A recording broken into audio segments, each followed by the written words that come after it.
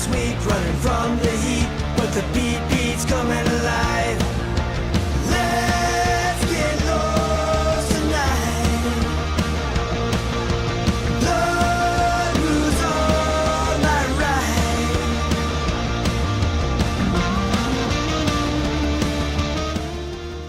Hello, wackos. Welcome to another episode of Without a Country. I am your fearless leader, Corinne Fisher. Don't worry, I'm not going to start being one of those annoying podcasters who wears sunglasses while they podcast. I just wanted to, take a moment to mourn America. It might be over. It might be over this week. Just God bless America. I'm actually wearing them because I have a migraine and I thought it would be helpful, and it is, but I just look like a bug person and I can't subject you to this for the whole podcast, but it does feel nice right now. Anyway, I'm going to slowly remove these and so hopefully I don't puke all over the desk. Those who know. Okay. All right. Wow. All right. I look a little sickly, but that's okay.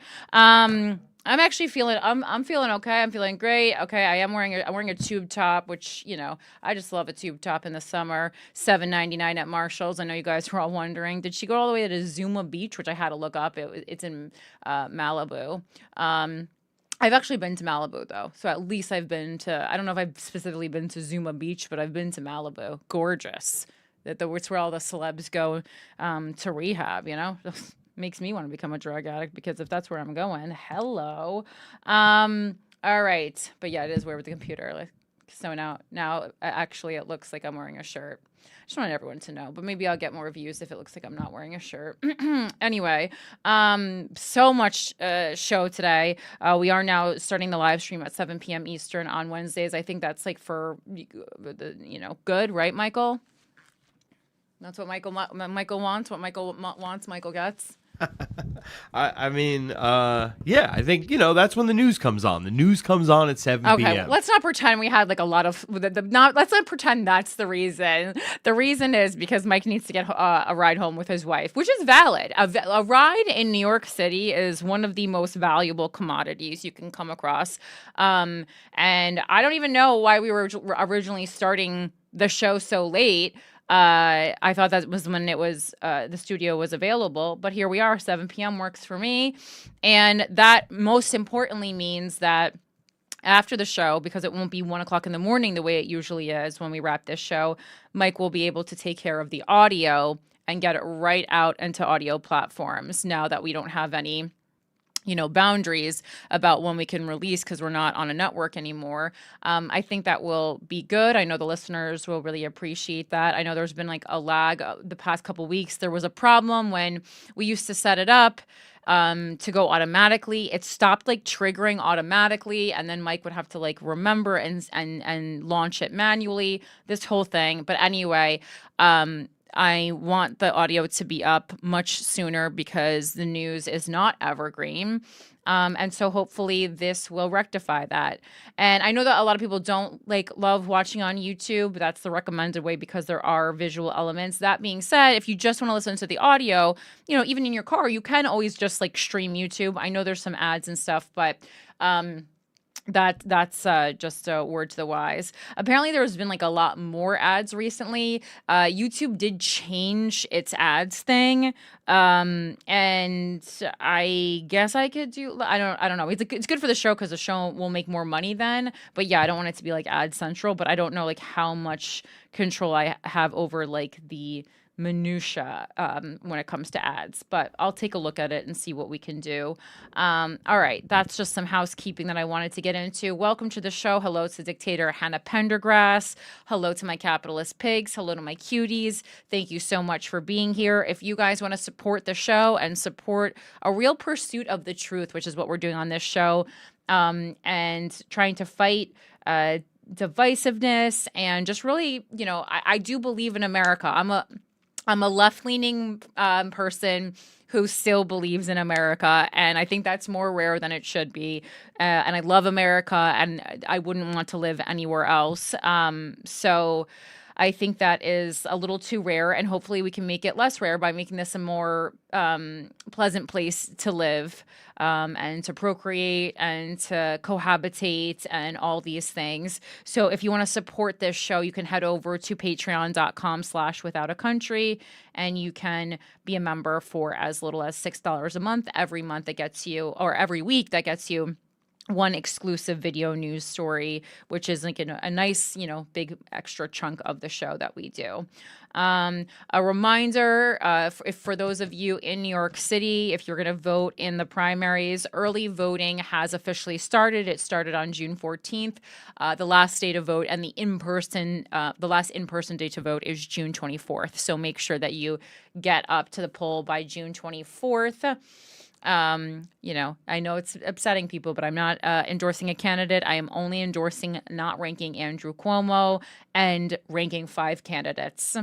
That's very important. I don't believe in telling people who to vote for. Even when I say don't rank Andrew Cuomo, that is my recommendation. If you're good, I'd rather have you vote than not vote. I do mean that, even after Trump got elected. And I know some people I told to vote voted for Trump. And I don't take it back. I want you to vote. I want you to vote. It's important to know how the people feel and why they're voting for certain individuals. I think it's really important. It really takes the temperature of a place. I recommend you don't vote for Andrew Cuomo. I think I've presented a lot of information on why you shouldn't vote for Andrew Cuomo. But you will do what you want to do. And that's the beauty of America. And yeah, I just think genuinely, like, part of the reason I'm not endorsing a candidate, just to clarify, I do not ethically believe in telling people who to vote for.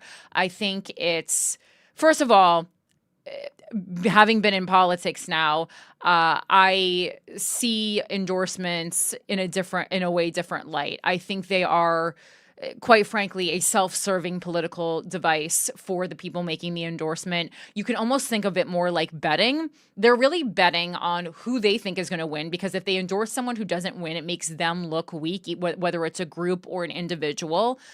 So please keep that in mind. They're not always endorsing the person that they actually like best. Many times they're endorsing the person they like best out of the people that they actually think could win, which in this, in this arena right now is about, 2 people, maybe 3, a really far behind 3. So that's one of the problems I have with it. There was an endorsement meeting that I actually talked about on this show. I'm not going to call out the group by name, but I know damn well I gave the best interview for that group, and I knew it. I nailed this endorsement meeting. It was also a group that does work that's really like in the space that I've worked in, as far as like women's rights and women's issues. It was just like really in my wheelhouse, and I nailed that endorsement meeting. I knew I nailed it. And I knew I wasn't going to get in the endorsement, because no big political, group is going to endorse a candidate like me in like big time New York City municipal politics. And I was proven right, because people in that meeting have since recommended me to other people in politics to work on different issues. That's how I got actually dragged. I don't want to say dragged in, but that's how I got it started working to pass this Bill A-101. Someone in that meeting was like, yeah, we couldn't endorse her because basically like we didn't think she was, win. They didn't say this, but like this is why, like, because they have to endorse like the bigger women in the race, like Adriana Adams. But they knew I smashed it, and they've been recommending me for other stuff behind the closed curtain. So like I was right. I know when I do a good job on an interview, and I know when I don't do a good job. It's not like I hit the ball out of the park on everything I did during this campaign, but that one in particular, I closed my laptop from that endorsement meeting and I said, nailed it. And so it's nice to know that I at least had a proper assessment of my own performance where that was concerned. But so that's one reason that I don't endorse. And then secondly, and I just do not believe in telling people who to vote for. I actually think it creates a culture of laziness. And so instead of you guys looking into the candidates yourself and making an educated decision based on the policies and the past performance of candidates, you just go, oh, well, I like this, I like AOC, or I like, whoever, or I like Bernie Sanders, or I'm not trying to do only people who endorse Zora, and I just can't think of any other people who came out independently that you would know, because a lot of them are municipal politicians here in New York City. But basically, like, I think it creates a real culture of laziness, and it creates a culture of uninformed voters. Just to clarify my stance on this, it's not because I don't want to, like, I mean, also, there was no other candidate that I felt like I aligned with, enough, which to me, to endorse them, I would have to align 85%. There's no candidate I aligned on policy 85% with.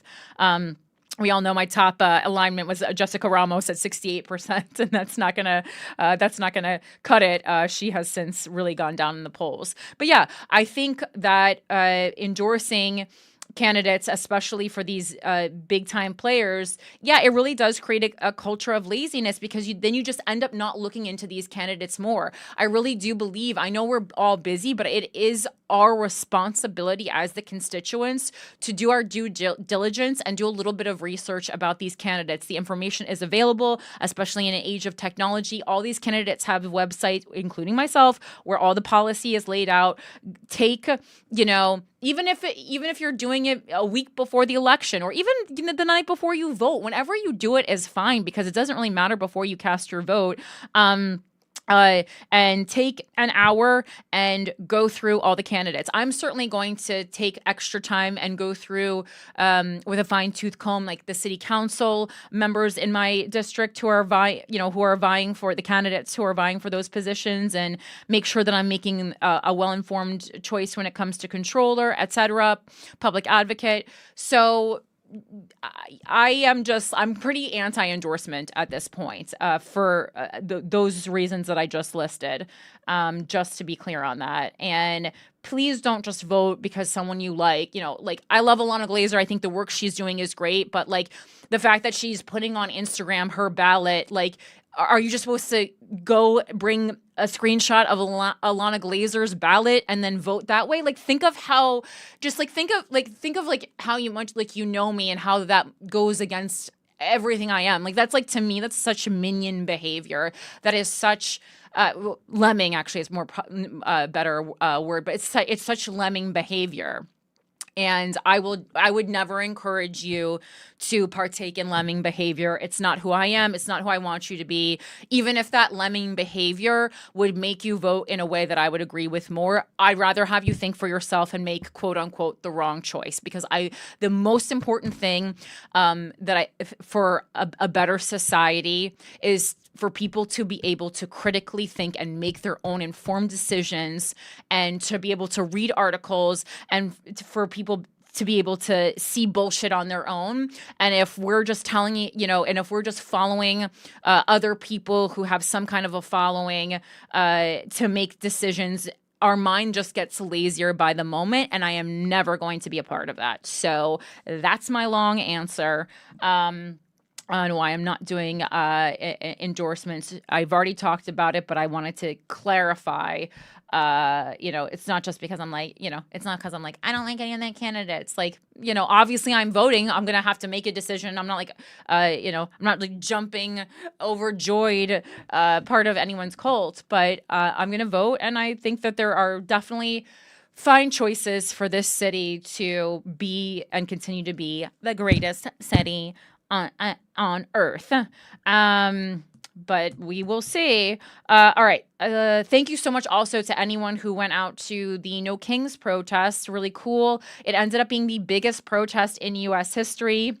An estimated 4 to 6 million people showed up, which I believe Daily Beast broke this down. It's 1 to 2% of the entire population of the U.S., and that's really cool. I also, when I got home from the No Kings parade, or the No Kings protest, because, like any liberal protest, we were done in about 90 minutes. I did have a problem with that. Like, because in New York City specifically, we marched from Bryant Park, which is 42nd Street and 6th Avenue, to Madison Square Park, which is like a straight shot down to 23rd Street. So, 20 blocks in New York City walking is, if I was to walk that on my own feet, that would be 20 minutes. So in a, parade pace, it ended up being about 90 minutes from start to finish. But, I feel like we could have dedicated more than 90 minutes. Yeah, and yes, it was raining, but it wasn't raining that hard. It was drizzling, and we were prepared for it, so it was fine. So I did laugh at that when we were done in 90 minutes because, whatever. But a lot of people came. A lot of people showed up. Obviously, in New York City, we were marching not only against Donald Trump, but also against Andrew Cuomo. And I was really, really pleasantly surprised with the turnout.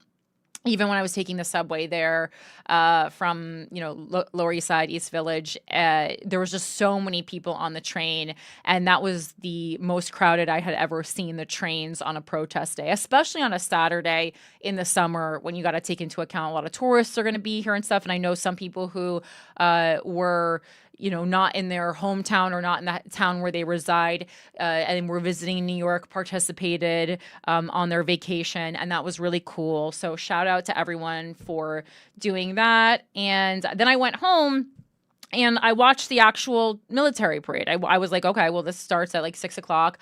I'm going to watch the stream of this military parade. I want to see what it's about. I lasted, I don't know, 30 minutes.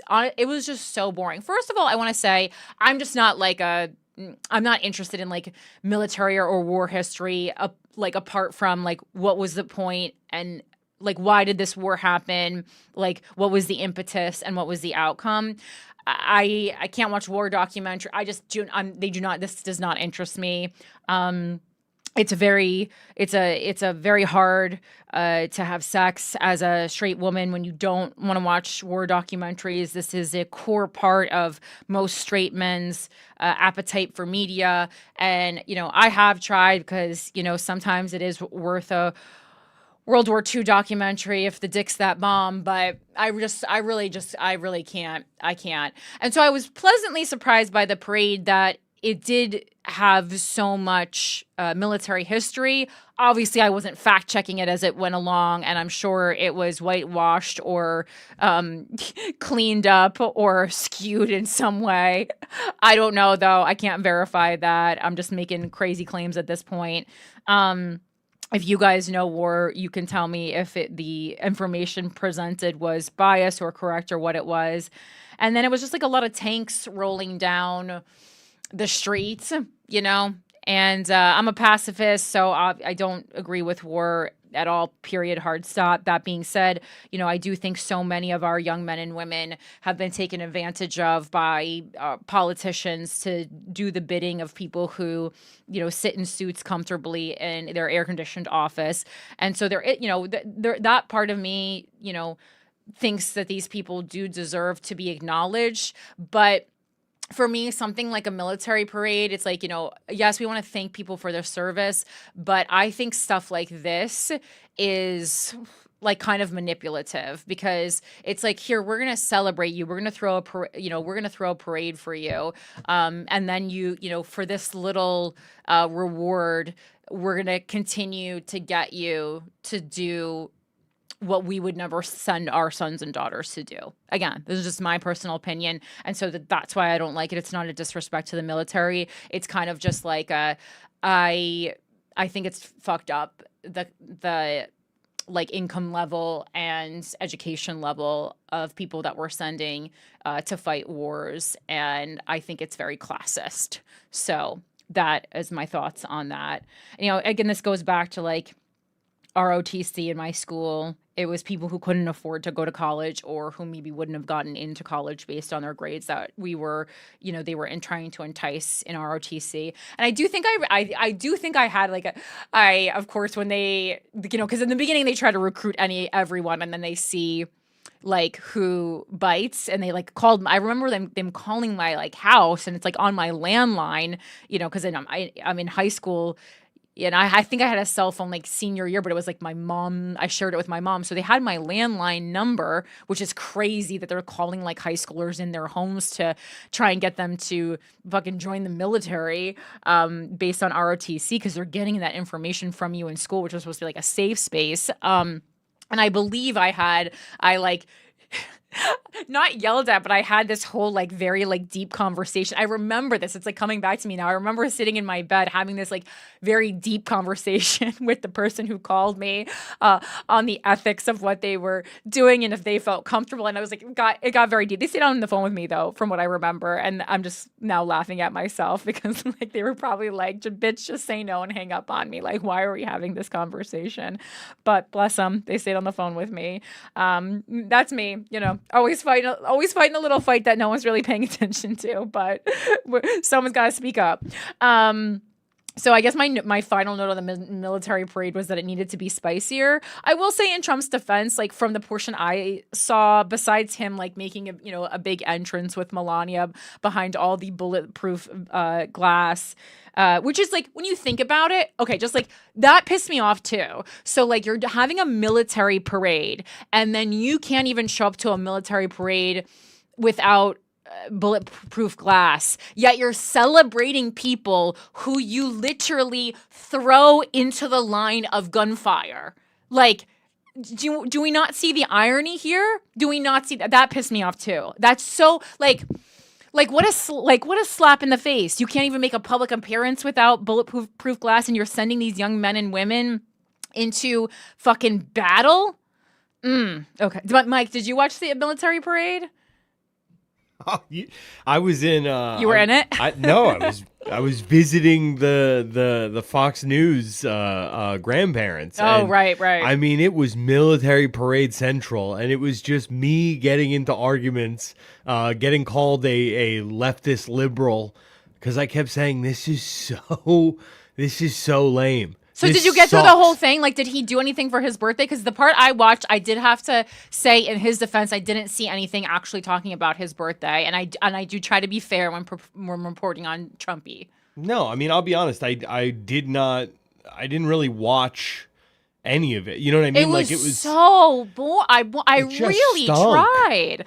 Well, and especially Donald Trump, like, this man knows how to entertain. Spice it up, babe. That's what was my last note in my show notes is needed to be spicier. Like, take some notes from the mayoral race here in New York City, if anything, baby.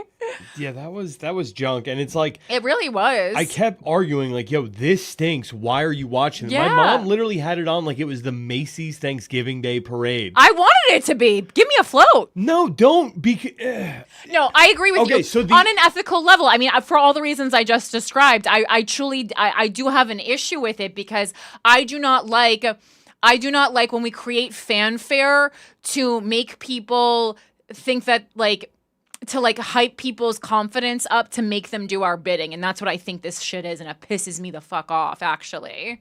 I mean, look, it's I don't think it's for the military. You know what I mean? It's sure, it's a cool thing. Well, it's like for country morale to be like, look at our big dick, basically. Like, I mean, like from what I have researched about military parades and in other countries, it's like an authoritarian tactic. Yeah, it's a show of force. Yeah, to swing your dick around. But it's like, I mean, the timing with the events of the weekend could not have worked out to make us seem more like, you know, the evil empire. Right. You know what I mean? Like, this is when we choose to roll the tanks through Washington, the day that World War III kicks off.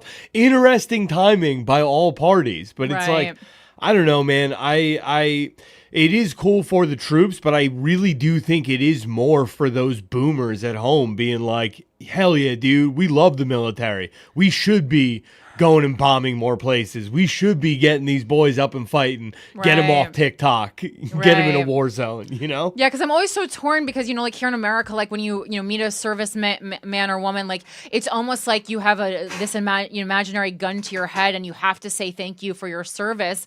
And I just like... I find it really hard to say, and it's not like a lack of respect, but it's like, number one, I don't agree. You shouldn't have been sent. And I just feel like these are people who have been fucking lied to, and it pisses me off. And like I have friends who served in the military and like it changed their lives personally, and they came out, like they say, like they came out much better people, or like they were going down the wrong path and like it personally rehabilitated them. And for all those reasons, that's wonderful, but that's not like a country-wide reason. And I just have a problem with like that you have like to find a sense of purpose, you have to go out and kill people. Like, I just don't think that's a sense of purpose. I think that's we've like lied to you that it is a sense of purpose. For some people, it's a sense of purpose. For a lot more people, it's somebody telling them to clean their room for the first time ever. And it's like, and that part I actually get. The personal level stuff I completely get. That makes sense. It's just like, okay, well, we could have found that in another way. More than anything, though, it's a tool to get out of extreme poverty. You know what I mean? Well, and that's my problem. Really what it's used more for is like 100%, and so I hate that because I feel like it's so fucked up and so classist. I don't know. I mean, literally, so many other civilized countries all around the world force every single citizen into military service. Well, so who else besides Israel does it? I mean, Korea. There's multiple guys who've had to leave promising UFC careers to go and fight a couple years in. Interesting. The Korean military. I mean, it's a lot of countries in Europe. Yeah. I think in I was Korea and Israel both are not in Europe, but okay. Yes. You're saying additionally a lot of countries. I was like many European countries. It's almost like a rite of passage where it's like you do a couple of years in the army, you know, and that's like a part of. That would make me feel better though if everyone had to do it. Then it's not classist. Okay. I actually think people shit on Israel for everyone having to serve. And I actually think like if you're going to have a military, it's kind of like everyone should serve. Yeah, but then ultimately what's going to end up happening is the rich people are going to get in cushy officer positions inside the military. Yeah, no, I know. Like there's no way to avoid that. What's sticky on here? Yeah, no, I no, of course. And that sucks. But like, that's like actually one thing I don't. People bring that up as a negative about Israel, and I go, I think that's, in my opinion, a positive. It's not a positive that they're like bred to hate, Palestinians from a young age. That's not a positive, and I certainly saw that in Israel. And then the second thing is, do you watch Anonymous when they make political announcements? No. What are your thoughts on Anonymous in general? Like I feel like that's like better for like a perennially online person. I kind of like wish Shane Smith was here. Who congratulations, got married this weekend, by the way. I think it was this weekend. I don't know. He posted it this weekend, but I think it was just this weekend. Yeah. I mean, I'll be honest. Like I'm not as familiar with them as I am, like a number of other groups, but they seem to be doing good work. Well, because I do want to be transparent and say I get a lot of information from DL Hughley's Instagram account. That guy posts 40 times a day, and thank the Lord for him. So obviously I was, following him because of comedy, and then he just started posting, political stuff nonstop, and I was like, all right, well, this is actually really good for me too. And 24 hours ago, he posted something from Anonymous, and as my friend who's really involved politically and actually worked on my campaign also pointed out, she was like, well, the problem with Anonymous is like anyone can pretend to be anonymous because it's anonymous and you have the mask on and you just have to use like the voice modulator. So I was like, great point. And please take everything I'm about to say with the hugest grain of salt. I am not trying to fearmonger, but I also would feel weird if I just was like thinking about this and didn't tell you guys. But like, yeah, Anonymous posted something yesterday saying that in 17 days there was going to like release a bunch of files and there's going to be some like big crazy fucking thing that happens. And it almost sounds like 9/11 or something's going to happen, part 2 in the United States of America. And then when you sit and do the math, 17 days from Tuesday is the 4th of July. So I'm like, is, Iran or something going to attack the U.S. on the 4th of July? I don't know. It just like, it made me feel very uneasy. And I don't know. It just kind of made me think like, maybe none of us want to be in like major cities or in big crowded spaces on the 4th of July. There's just like a lot going on in the country right now. Obviously, like if you're in the middle of the country, you probably wouldn't worry about it. Obviously, New York, number one, one of the number one, New York, DC, I guess would be the 2 top places that I would show some concern. And again, I don't want to fearmonger, and it's probably just not like a made up thing. But then, people in the comments were claiming that Anonymous predicted 9/11. That being said, no one had to predict 9/11. The government knew about 9/11. I'm not saying like 9/11 was an inside job, but this is addressed in Fahrenheit 9/11 by Michael Moore, the documentary.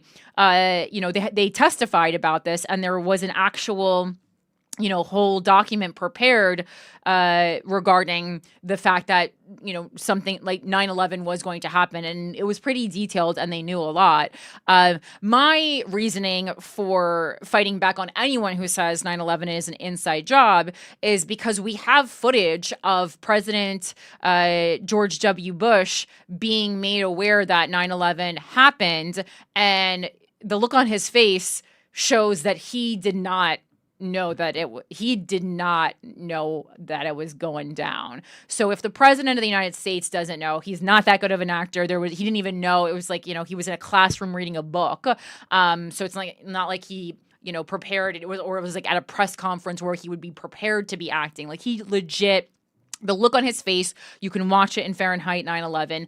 That is the look of a man who does not know what to do. So that, to me, is all you need to know for 9/11 not being an inside job to kind of get rid of those conspiracy theories. And then also in the comments, people were kind of saying like, oh, you're laughing at this the way you were laughing at Project 2025. And that comment did make me think. So anyway, just putting it out there on the record. We're putting a pin in it. Again, not fear-mongering, but obviously, like, and in general, even if they hadn't announced that, with everything that's going on in the world, like, yeah, 4th of July is a day that I would be alert just because, as a country, we do have a target on our back right now. So be aware. And, not that means, oh, you can't have fun, but like, is it really a time to have like that much fun? I don't know.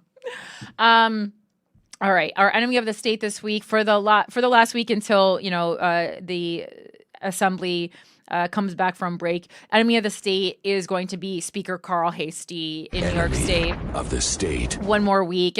So I worked alongside the Cura Collective and so many other groups in the community and survivors like Summer Willis and Virginia Giuffre's family was there at the press conference on Monday. So many people were working alongside one another to get Bill A-101 passed. And thank you to everyone who called.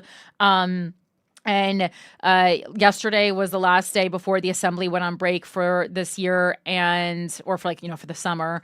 And Speaker Carl Hastie refused to call this to vote yet again.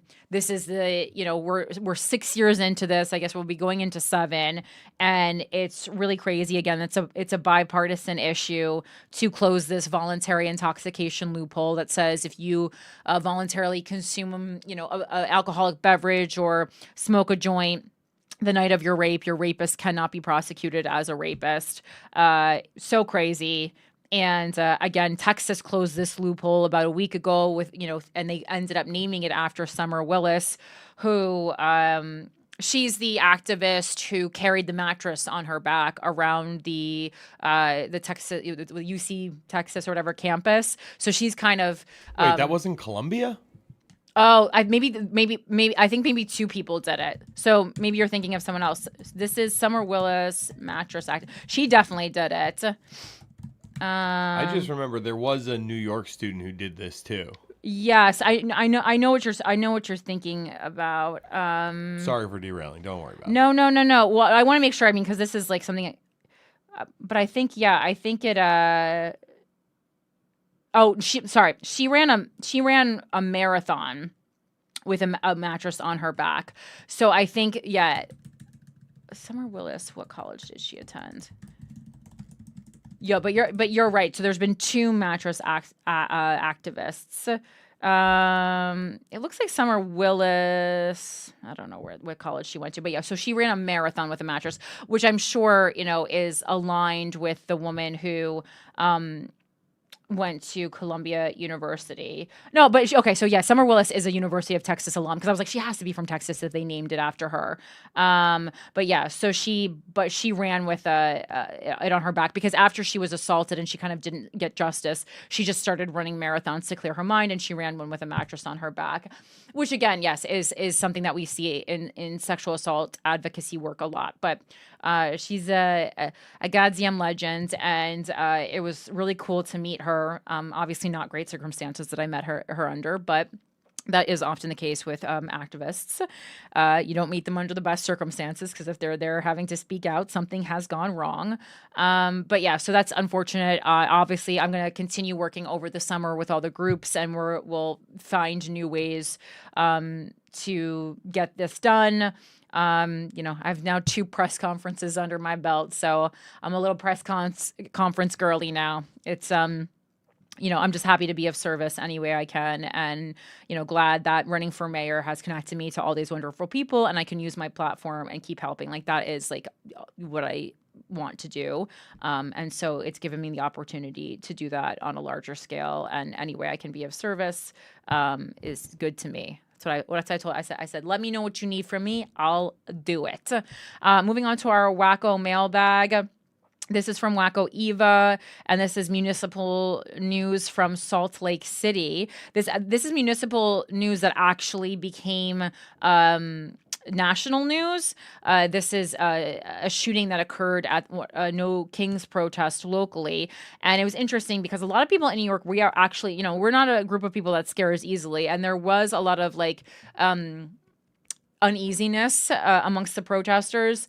I felt pretty okay. I kind of go to every major protest. By far the most violent protest that I've been to is the Black Lives Matter protest. And it wasn't the protesters who were being violent. It was the cops, because they fucking show up in SWAT gear and they push you against brick walls. Anyway, this is from Fox13now.com.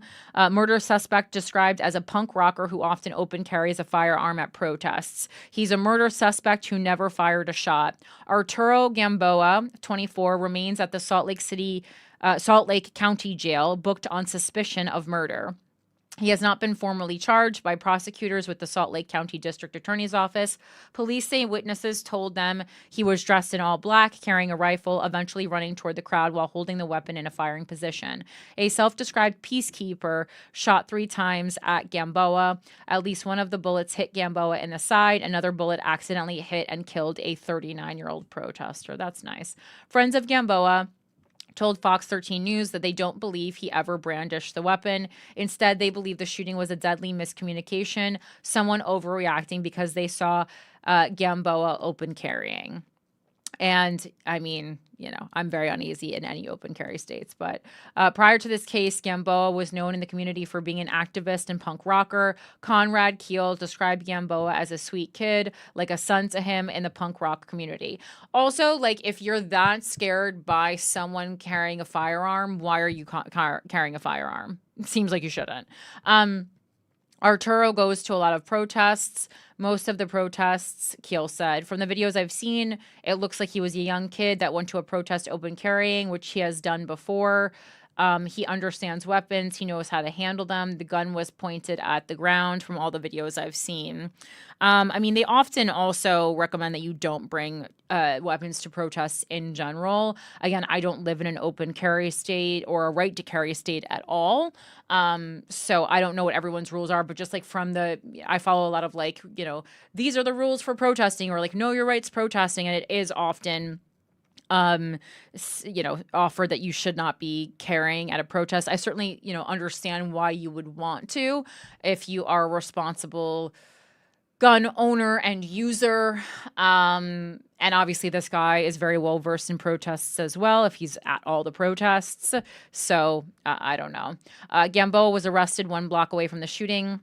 He ran from the peacekeeper and crouched with other protesters before police rolled him onto his stomach. A Fox 13 News camera captured Gamboa with blood on his hands and a gunshot wound on his side, and as he was arrested by police. Gamboa emptied ammunition from his pockets. Police say he also had a gas mask. A witness grabbed his backpack before pointing him out to police. Yeah, guys who look like him. Can you pull up a visual of this guy? Because I just want to be clear, guys who look like this and go to protests all the time, they all have gas masks. It's not because they're planning anything. It's just because they all have gas masks. Man, I got shot, bro. Gamboa yelled as he was wheeled away on a stretcher. Kiel said Gamboa has previously chosen not to open carry if instructed to do so by organizers of a protest, which again is exactly what I have always been told when it comes to protesting. Because some people bring knives and stuff in New York. Nevertheless, he believes Gamboa was simply trying to express his First Amendment and Second Amendment rights. Everyone's scared when people open carry. It's not a super comfortable thing, but it's not illegal and it's not wrong. And I'm not one to condemn it, Kiel said. There have been protests where people have asked protesters not to do that, and he didn't do it. 2 peacekeepers were already taken into custody but have not been charged. The case is still under investigation. The Salt Lake City Police Department has declined to comment further. Gamboa and other members of his band were interviewed for Slug magazine in May 2021. My name is Arturo Gamboa, pronouns he, him. And I'm the drummer for Raid, he said in the interview. Gamboa said he is the child of a Venezuelan migrant who came to the United States in the 1990s and that his mother is from Alabama. Half of my family is very Mormon religious and comes from a line of military people, he said. The American system is a steam train that has always been fueled by black and brown bodies. During the interview, he described himself as radicalized. Okay, well, that's how everyone is describing themselves before they shoot up a place, but that's fine. And discussed how music helps him illustrate his frustrations with the United States of America. These systems need to be dismantled, Gamboa said. I remember a very significant point in my radicalization was being a young child and seeing the entirety of the murder of Trayvon Martin, and that really being the first time that it fully clicked. Good points. It was very clear that only white men were created equal. That really was just opening the floodgates truly for me to understand the true horrors of living in America and the American system. Gamboa also described listening to a punk rock drummer, encouraging fans of the music to do something instead of simply cheering. That really made a switch flip in my brain, and that was another integral part of the radicalization, Gamboa said. Prosecutors said charges would not be filed against Gamboa on Monday, but there may be an update later in the week. Under state law, he cannot be held indefinitely without charges. Meanwhile, Gamboa's friends and family are asking for people not to jump to conclusions. He's someone I'm really proud to be friends with, Kiel said. Yeah, no, he seems like a good guy. Again, I just my only note is I wouldn't open carry to protest because it makes people feel uncomfortable. That being said, it's not an excuse to get shot. What? He's always trying to do the right thing. He would never go into a crowd of people with harm or ill intent. Gamboa's parents said that they were heartbroken by the situation. They believe their son would not have wanted to hurt anyone, much less his fellow protesters. They are asking for privacy at this time. Yeah, and they're even in New York City, a city this big, there are people that always show up to the protests and those people and other protesters know these people. Maybe because this protest was the largest protest in U.S. history. You had a lot of newbies or first timers or people who weren't familiar with it. But some of us are always at the protests, and it definitely seems like this guy was always at the protests, which, just the same as you can look at someone's social media after they shoot up a bunch of people in a grocery store and go, well, obviously we saw this coming. I think the same is going to be for this guy, where there's going to be so much proof that this is someone who was very peace loving. I mean, I can tell by the costume jewelry, or I don't want to call it costume jewelry because it's probably jewelry collected from international travels, and I don't want to be demeaning, but you can tell by the jewelry he's wearing, this is a peaceful guy. But it's interesting, that a peaceful guy. Okay, so he's a peaceful guy, but he does carry a weapon, and is that just to protect his fellow protesters? What's kind of the point there? But yeah, overall, looks like someone made a big mistake, and glad this guy's alive. Quite honestly. Moving on to a quick update from something we talked about. I believe it was last week, the 2024 election interference. Again, at that time, the only source I could find was the Economic Times, which is an India-based media outlet. I did not feel comfortable at all saying that there was really any validity to the story as of last week. But again, I said I would put a pin in it and come back to it. There has been a little bit more meat this week. Yahoo News printed an article about a lawsuit that's going on in Rockland County, New York. Lawsuit claims Rockland votes were miscounted in 2024 election. Were they? What we know. So this is upstate New York business right now. A Sloatsburg resident who ran for the U.S. Senate in 2024. So already take it with a grain of salt because it's someone who ran for office themselves, which unfortunately for me, when you run for office, immediately you lose credibility. It's weird because in a way you gain so much credibility from running for office, but then you also, in my opinion, and you can hold this against me, I feel like there is this thing then, like any move you make from the first time you run for office until the day you die could possibly be to push your own political career forward. Oh, and while we're paused, Netflix just put up a very interesting documentary about the former mayor. I'm very into mayor stuff right now. The former mayor of Toronto, Rob Ford, crack cocaine mayor. Yeah. And it's a really easy watch. It's like 50 minutes or something. I watched it last night. Highly entertaining, very interesting. So if you're into mayor documentaries the way I am, watch that. But still my all-time favorite mayor documentary is Weiner, about Anthony Weiner. And I'm so excited to see how he performs because, again, he's running for city council in my district. He's my neighbor. I see Anthony Weiner at the park walking his dog. I see Anthony Weiner all the time. So I'm really interested to see how he performs in this election. So back to the article. A Sloatsburg resident who ran for the U.S. Senate in 2024 is challenging the election results in Rockland. Diane Sayre of the Lyndon LaRouche Party and 2 other voters claim in court papers that the Rockland Board of Elections shortchanged her in the vote tabulation.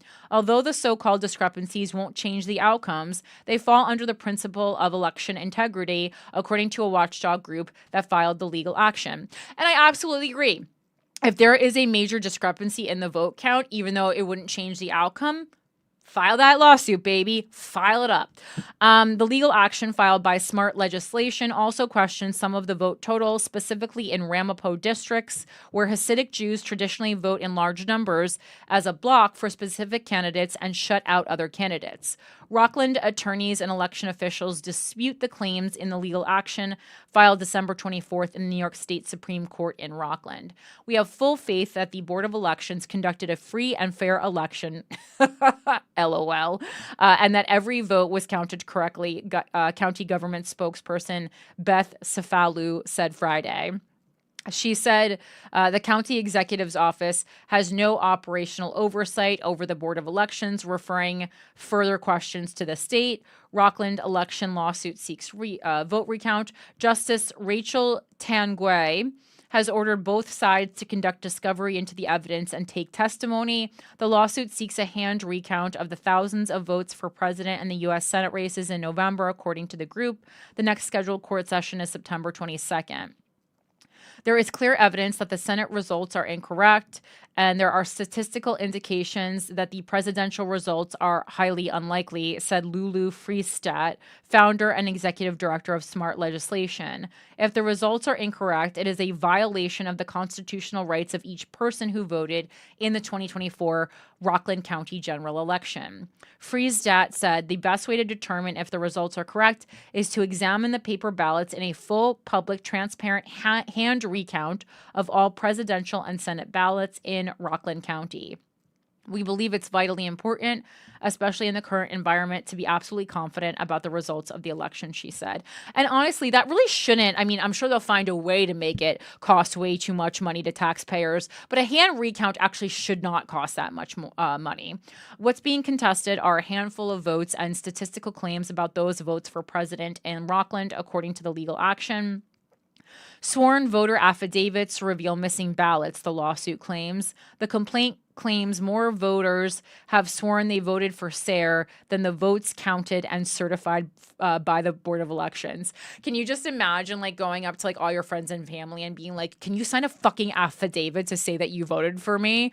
And like they didn't vote for you, but you know, they're kind of like, well, how are we really going to prove this? I guess your friendship or, you know, us not getting in a fight with the family is more important than you just like sign an affidavit, you know. Would you commit perjury to stop hurting a friend's feelings. Right. I know. Basically, like that is so funny, that visual, because you're like, I'm sorry, people will just sign an affidavit, like they will, I don't know. Oh, and also while we're paused, I got more information from the inside of politics, and someone who works in politics kind of relayed through another person that they're always trying to get people who are not part of the political structure off the ballot. They were like, yeah, that there's no surprise that they knock Corinne off the ballot. They're always trying to do that, like every year. So again, we knew, but just whatever. And I did get I got a picture of my first official ballot with my name on it that someone wrote me in for the mayoral race. So that was very exciting. She ranked me. And she ranked me 5, so like no problem, very, very easy peasy. Although, if it might not even show up if you rank me 5, but anyway, it felt good to be voted for. And again, it's not just like a vanity project. Writing in someone who was wrongfully terminated from the ballot is super strong form of protest, and it's kind of like this very like quiet like fuck you to the establishment. So, what up? Thanks for doing that. Again, if you're voting for me, it's Corinne Fisher, nothing else, just CORINNEFISHER. You have to spell it right in the write-in. All right, so sworn voter affidavits reveal missing ballots. The lawsuit claims the complaint claims more vote. Okay, so we got that. For example, in Rockland District 39, 9 voters signed sworn statements saying they voted for Sayre for Senate. The Board of Elections recorded 5 votes according to the legal action. I mean, this is so funny, the amount of votes that we're talking about here. Right. So hold up. Yeah. I want to know how many the other person won by. Because if it's like... Yeah, but how many people were running? So Diane Sayre, Senate race, 2024. Because she's not even from a real party. She's from the LaRouche party. So here on Ballotpedia, it should tell us because... let's see. Oh. Oh, so wait, she was running against Kirsten Gillibrand. So she must have lost by like 1 million votes. This is wild. Yeah, I mean, she got 0.5% of the vote. Jessica Ramos is pulling higher than 0.5% of the vote. I think Paperboy Love Prince is going to get more votes than Diane Sayre. Yeah, so that being said, she still did get 39,413 votes. But, Kirsten Gillibrand got 711,298. Sorry, my inability to participate in math just showed up. But yeah, I mean, that's really funny. I didn't realize this. obviously, but that's really, really funny. That's who she was running against. Okay, but anyway, I stand by her. Like if it was off, like because if it's off, that's like a problem. It's showing that there's a problem because there have been elections. Again, the last mayoral race, Catherine Garcia lost to Eric Adams by 7,000 votes. So like it really does matter, to be precise. And if we're going to tell everyone that their vote matters, down to the single digit precise. Yeah. Okay. Yeah, you're supposed to be. I mean, there have been, again, they're historical and they make news, but there have been elections where people win. Here. I know. I'm just saying to say it's like, oh, the last one was 7,000, so it's important to be close, and this one is like or lost by 1 vote. No, it should have been 9. I only got 5. Okay, so if you go to mental floss. Yeah, I mean, it looks like it was more like so most recently, the 2017 Virginia House of Delegates election on Tuesday, December 19th, 2017, Democrat Shelley Simons won a seat in the Virginia House of Delegates by a single vote in a narrow can get victory through a court. Though a court quickly tossed out Simons' victory, and she eventually ended up conceding to her Republican opponent. So that's wild. So the one time it did matter, she didn't even get in office? Yeah, and then the other ones are like from the go all the way back to like 1910. But so 1910 election for New York's 36th congressional district. That was a one vote difference. Yeah, and that was also when Tammany Hall was shaving guys and sending them back to the polls 16 times in a day. But and then for in the presidential election, it said, wait, so it only makes sense there would be more close house calls than those for president, where George Bush squeezed by Al Gore in Florida by a certified count of 537 in 2000. So that was just one state. Whoa. Yeah, but that swung the election. Yeah, so that's my point. Like, yeah, maybe not one, but like I knew historically there would be examples, and like when we're talking about one person won by only 537 votes, like that's really slim. So we do really have to be precise, and so that's why, even though it seems laughable, I actually admire this lawsuit, and I do think it's important, and I don't think it's a waste of time or money. Let's see. The group's analysis of the Rockland vote cited what's called drop-off irregularities. A drop-off is a measure of the difference, in this case, for example, between the presidential candidate and a major down-ballot candidate of the same party. Smart Legislation offered analysis by Max Bonamente, Ph.D., professor of physics and astronomy at the University of Alabama and the author of the textbook Statistics and Analysis of Scientific Data. These data would require extreme sociological or political causes for their explanation and would benefit from further assurances as to their fidelity, Bonamente determined according to Smart Legislation. Sayre received 39,421 votes statewide, less than half a percentage point. Gillibrand won her race 59% to 41% over Republican businessman Mike Sapricone. Vote tallies in Rockland were as follows, and then they go through everything. So it's or is it? I think it's also. Is it Jill? I always forget. I've corrected it so many times. It's Gillibrand, right? I think it's Gillibrand. I've like borderline met this woman. I just can't remember. It's Gillibrand. But yeah. Okay. Yeah, it's Gilla. Let's see. Lawsuit offered theories about Rockland voter discrepancies. The legal action offers two theories according to the release from Smart Legislation. A large positive drop-off indicates an overperformance by a candidate, meaning the candidate received more votes than is typical. A large negative drop-off indicates an underperformance by a candidate, meaning the candidate received fewer votes than is typical and could signify votes are missing from the candidate's totals. The Republican 23% drop-off of Trump's totals in Rockland exceeds the 2024 Republican Senate candidate. This illustrates that the presidential candidate far outperformed his down-ballot counterpart, Sapricone, according to the lawsuit. The Democratic drop-off in Rockland was negative at 9%, indicating the percentage by which Harris's vote total was below that of the Democratic Senate candidate Gillibrand.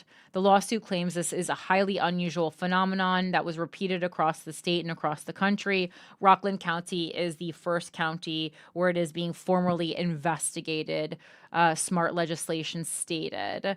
How Rockland's Hasidic bloc vote can affect vote totals. In Ramapo, vote totals can be skewered by the Hasidic Jewish bloc vote. For example, the 2024 results show in Ramapo District 35, covering the Viznitz Hasidic community, Trump beat Harris by a vote of 552 to 0. Harris received 0 votes in 4 Ramapo districts out of the county's 122 precincts and was trounced by Trump in several others. In the same district, Gillibrand easily beat Sapricone. Across New York, Gillibrand received around 90,000 more votes than Harris, while Sapricone received around 330,000 fewer votes than Trump. Rockland Republican Elections Commissioner practitioner Giblin told the Poynter Institute's PolitiFact that the District 35 election results reflect the area's long-standing trends. The Orthodox Jewish population has consistently and overwhelmingly supported Republican candidates in the past elections, Giblin said. She said the Board of Elections thoroughly reviewed the results and confirmed no irregularities, fraud, or hacking. What other demands are in the Rockland election lawsuit? The legal action seeks a transparent hand recount of all presidential and Senate ballots in Rockland County to include all ballots cast, regardless of when or how they were submitted, to hold a special election for president and Senate in Rockland, assign a court-appointed monitor to oversee the special election, assign a court-appointed monitor to develop, implement, and oversee mandatory best practices for the Board of Elections by creating a process to guarantee the public that all votes are being counted accurately, develop and implement an audit process that counts every vote accurately, and allow access to for the public to monitor all of these developments in real time and via Freedom of Information requests. All right. So there we go.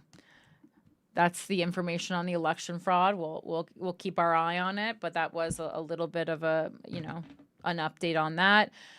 Then obviously let's get into these larger stories of the week. The Minnesota political assassinations. Just like, I feel like not saying that like people didn't make a big deal about this, but like to me, this is a big deal. This guy had a hit list and was going home to home murdering people, and for their political view, like this, I don't know. This is, to me, this reminded me of when they had the congressional hearing on aliens. Like, people were reporting on it, but I didn't think they were making a big enough deal about it. And that's how I feel about this. Like, I just think like this, to me, when I woke up to this news, I was like, holy shit, like what the fuck is going on? So it concerns me, like, if you didn't find this overly alarming, that perhaps you're oversaturated with bad news, or we're becoming immune to things. Like, I think this, like, and it's not just because of the death. Like, we see death every day. That's not what the point I'm trying to make, that, like, we are immune to, like, the loss of human life. We became immune to that a pretty long time ago. I'm saying, like, what this means when our elected government officials are being gunned down in their homes, and like the climate of America, what this looks like to the rest of the world, what this means. Like, what was Donald Trump's, I don't even know what the fuck his official response to it was. Like, Donald Trump, official. He was asked if he was going to talk to Tim Walz, and he said, absolutely not. He's a mess. He needs to get his state together. I'll look up the exact quote, but it was something to that effect. Him. Okay. So this is from NPR. The suspect in the shooting of 2 Minnesota lawmakers had a hit list of 45 officials. Authorities in Minnesota said Monday that the man arrested in a Saturday attack that killed 1 state lawmaker and left another wounded, and, also killed this, Melissa Hortman's husband and their dog, fucked up, had a hit list of 45 elected officials, all Democrats. Political assassinations are rare. They strike at the very core of our democracy, said acting U.S. Attorney Joe Thompson for the District of Minnesota. The details of what happened, he said, are even worse. They are truly chilling. His crimes are the stuff of nightmares. Yeah, like this guy like showed up and he had a fucking like silicone like Halloween mask on. Like if you see like I guess maybe it's like Ring camera footage or whatever, like this is like really terrifying. And again, I'm not a fan of fear mongering, but like political assassinations happening in America is a really big deal. And I do not feel like this was handled as because there's so much shit going on right now. This is a really, really big deal. This is really bad. Vance Bolter, 57, was apprehended on Sunday night after, and that's the last time I'll say his name, but just for once, after what Brooklyn Park Police Chief Mark Bruley called the largest manhunt in state history. Thompson says the suspect went to the homes of 4 Minnesota state lawmakers with the intent to kill them. He said Bolter was disguised as a police officer, drove a black SUV, and that's another part of it. Impersonating a police officer. Again, you heard me tell my story about how I auditioned for a play with the Chelsea rapist who set fires and then pretended to be a fireman and then raped a woman for like 24 hours. Not good. Drove a black SUV with emergency lights turned on and had a license plate that said police. He carried a 9mm handgun, wore a black tactical vest, and was disguised with a realistic silicone mask. Thompson says the suspect banged on the lawmakers' front doors in the middle of the night. This was a targeted attack against individuals who answered the call to public service, said FBI Special Agent in Charge Alvin Winston. Let me say this clearly, political violence has no place in this country. Authorities found voluminous writings in the suspect's vehicle and at his home. They theorized he'd been planning and researching lawmakers for several months. Thompson says as of now, it's unclear why the alleged gunman carried out the attacks. And basically... and this is from the source for this is my mom, but she read other articles, and I do trust her to properly read the articles and convey them to me. But we were talking about it, and she said in other articles, and can't remember if they get into it in this, but just to summarize, because I want to make sure we get to it, that it was actually, a rare instance of really good police work that stopped other people from getting killed because he did have this hit list. And when he got to the second person's house, the cops kind of figured out after the first, Melissa Hortman and her husband were killed, they knew that these other lawmakers lived in the area. So they quickly headed over to that house, which was really smart because they were on the list too.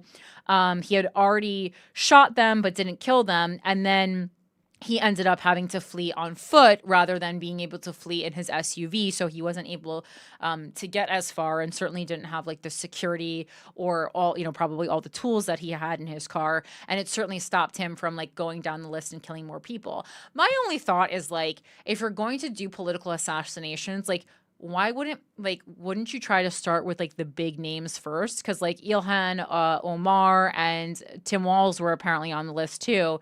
And it's just why, I don't know what the plan was, but it's wouldn't you want to start, not that I'm trying to give everyone ideas, but that was the first thing that crossed my mind. It's why aren't you going to try to start with the bigger names first? I don't know. I just found it was weird. Or was this guy so confident that he was I'm definitely going to get them all? I don't know. Bolter has been charged with state and federal charges, of murder, attempted murder, and other crimes. He's being held in federal custody. Should I say his name again? Sorry. Bruley said at a Sunday night press conference that officers had been searching the area of the suspects or of the killer's property near the town of Green Isle when one thought they saw him running into the woods. After about an hour and a half, with the help of multiple SWAT teams and a state patrol helicopter, authorities closed in on him and were able to call him out to us. Where he was ultimately taken into custody was in a field, Bruley said, adding that the killer was armed at the time.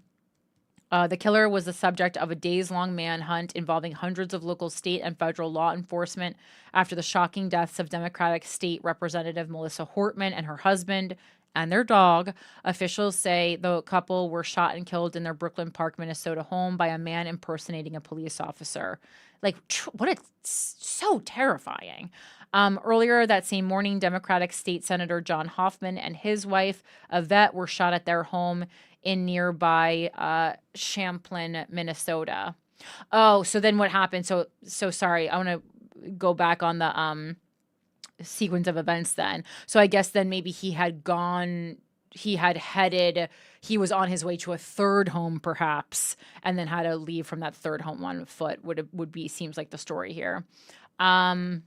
In a statement shared with Minnesota Senator Amy How do we say her last name again? Klobuchar. On Sunday night, a vet said John is enduring many surgeries right now and is closer every hour to being out of the woods. He took 9 bullet hits. She wrote, "Oof, I took 8, and we are both incredibly lucky to be alive." Fuck yeah.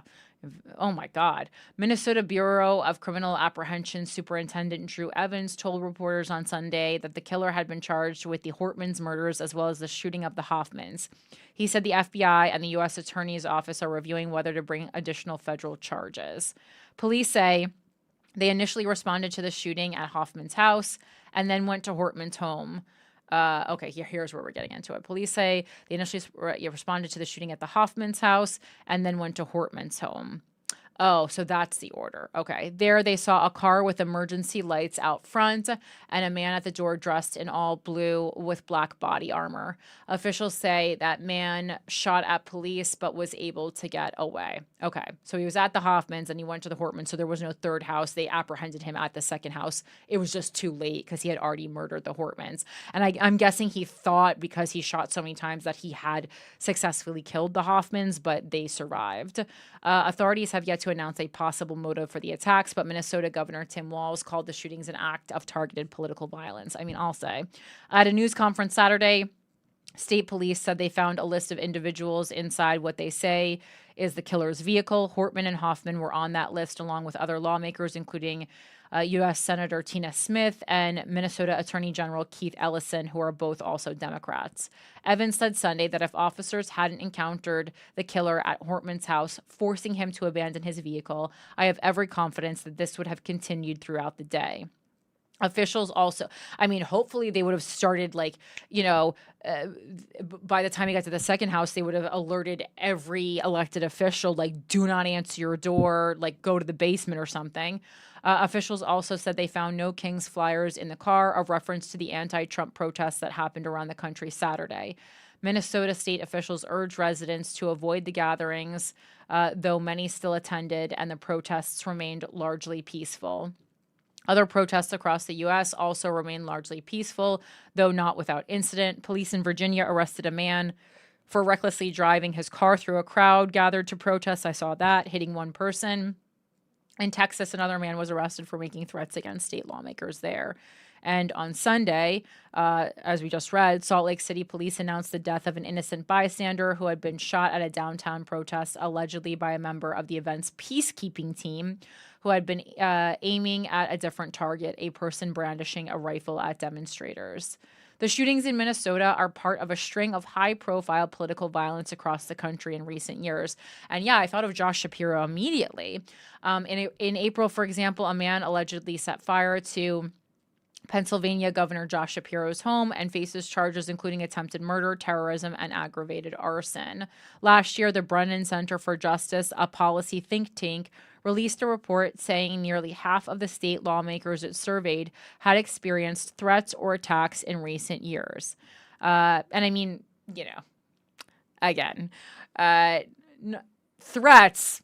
you're definitely going to get. I got threats running for mayor through my website.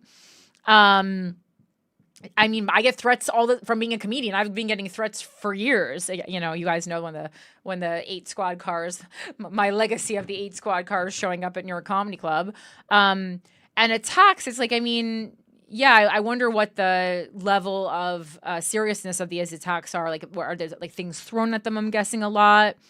Nothing was thrown at me yet.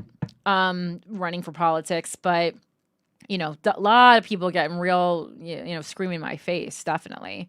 At the federal level, the U.S. Capitol Police has documented a spike in threats against members of Congress. And last summer, President Trump, who has often been criticized for stoking the intense emotions that can lead to political violence in the first place, survived an assassination attempt that left his ear bloodied and killed a person in the crowd. In a post on social media, Trump condemned the shootings in Minnesota, saying that such horrific violence will not be tolerated in the United States of America. All right. Well, he said that at least. So I have the quote about Walz here. Yeah.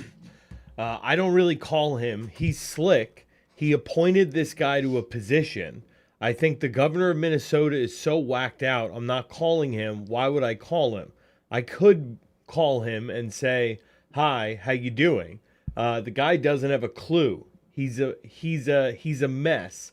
So I could be nice and call him, but why waste the time?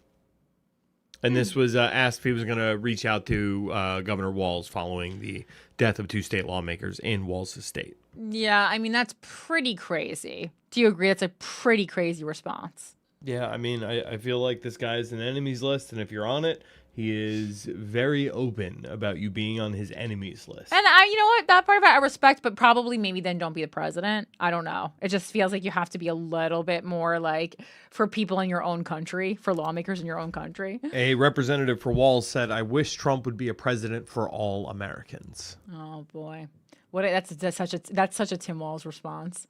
Yeah, and then I'm just skimming the New York Times article about how they ultimately caught him, but I think like that NPR article that did actually a pretty good job of summing everything up, so we can move on to the new 22-year-old counter-terrorism chief. Okay, slay.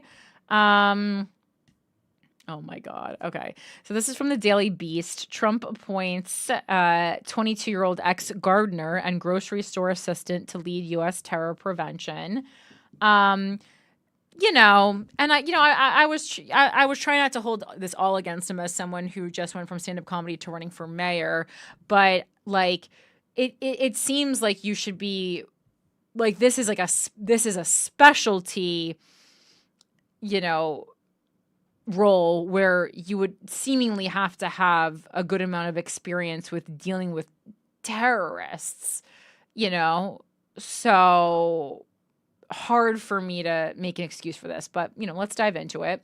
It says counter-terror chief was pulling up weeds just 5 years ago. I mean, that feels rude. The inexperienced 22-year-old reportedly tasked by Donald Trump with tackling U.S. extremism was working as a neighborhood gardener just 5 years ago and in a grocery store as recently as August 2023, the Daily Beast can reveal. Thomas Fugate, or Fugate, if he's Italian, Fugate, who graduated from the University of Texas at San Antonio just 12 months ago, is currently heading up the Center for Prevention Programs and Partnerships at the DHS, as first reported by ProPublica yesterday. The center, also known as CP3, plays a vital role supporting nationwide efforts to combat terrorism and hate-fueled violence. But according to the youngster's LinkedIn page, Fugate has almost no experience in this field, and in 2020 was working as a self-employed landscape business owner. And then they do a little screenshot of his LinkedIn, and it says, performed lawn care work around my neighborhood for a price that depended on the square footage of the yard. My duties consisted of mowing the yard, weed whacking the weeds, edging around the yard, then the cleanup of debris. It's all spelled right, at least. There isn't much else on his resume to suggest Fugate has the requisite skills to weed out terrorists. Prior to his work as a gardener, while studying for a degree in politics at law, Fugate worked at an H-E-B supermarket in Austin, Texas, as a cross-functional team member. According to his LinkedIn, he would perform various activities around every department of the store, fulfilling key duties contributing to store operations.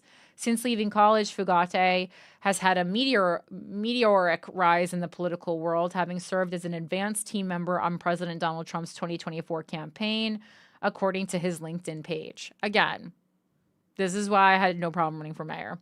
An avowed Republican, he also interned at the Heritage Foundation. We know them well on this show.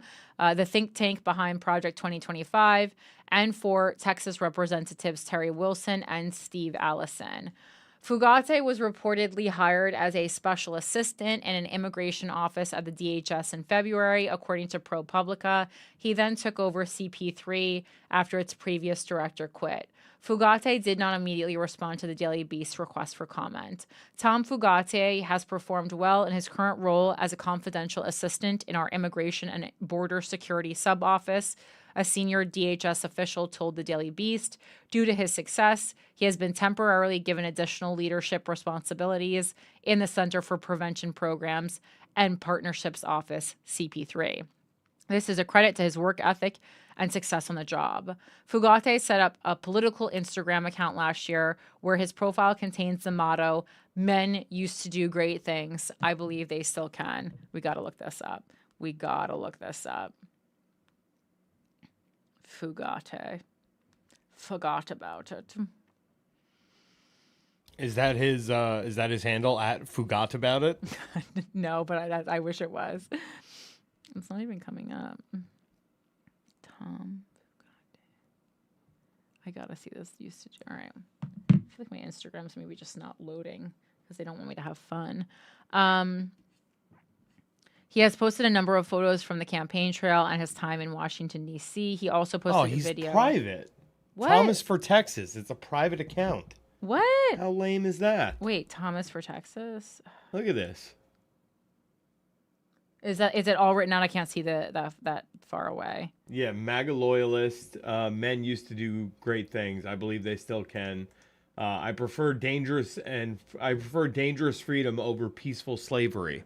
That's a quote from Thomas Jefferson, known slave owner. Wait, but Thomas for Texas. Wild. How is he spelling Thomas?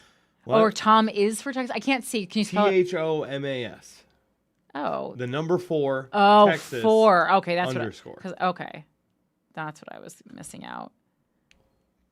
354 followers. Well, I mean, he's a private account. What do you expect? Oh, God. Should I try to follow him? Yeah. All right, I requested him. We'll see. We'll see if we can get him on the show. Talk about stuff. Check out all 9 posts. I want to get him on the show.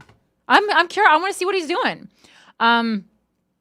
He also posted a video that showed him with a host of lesser lights in the Republican Party, including the disgraced former Congressman Madison Cawthorn, Kennedy Center President Rick Grenell, and MAGA personality Riley Gaines. He is also pictured with Texas Governor Greg Abbott, Wheels, and former British Prime Minister Boris Johnson.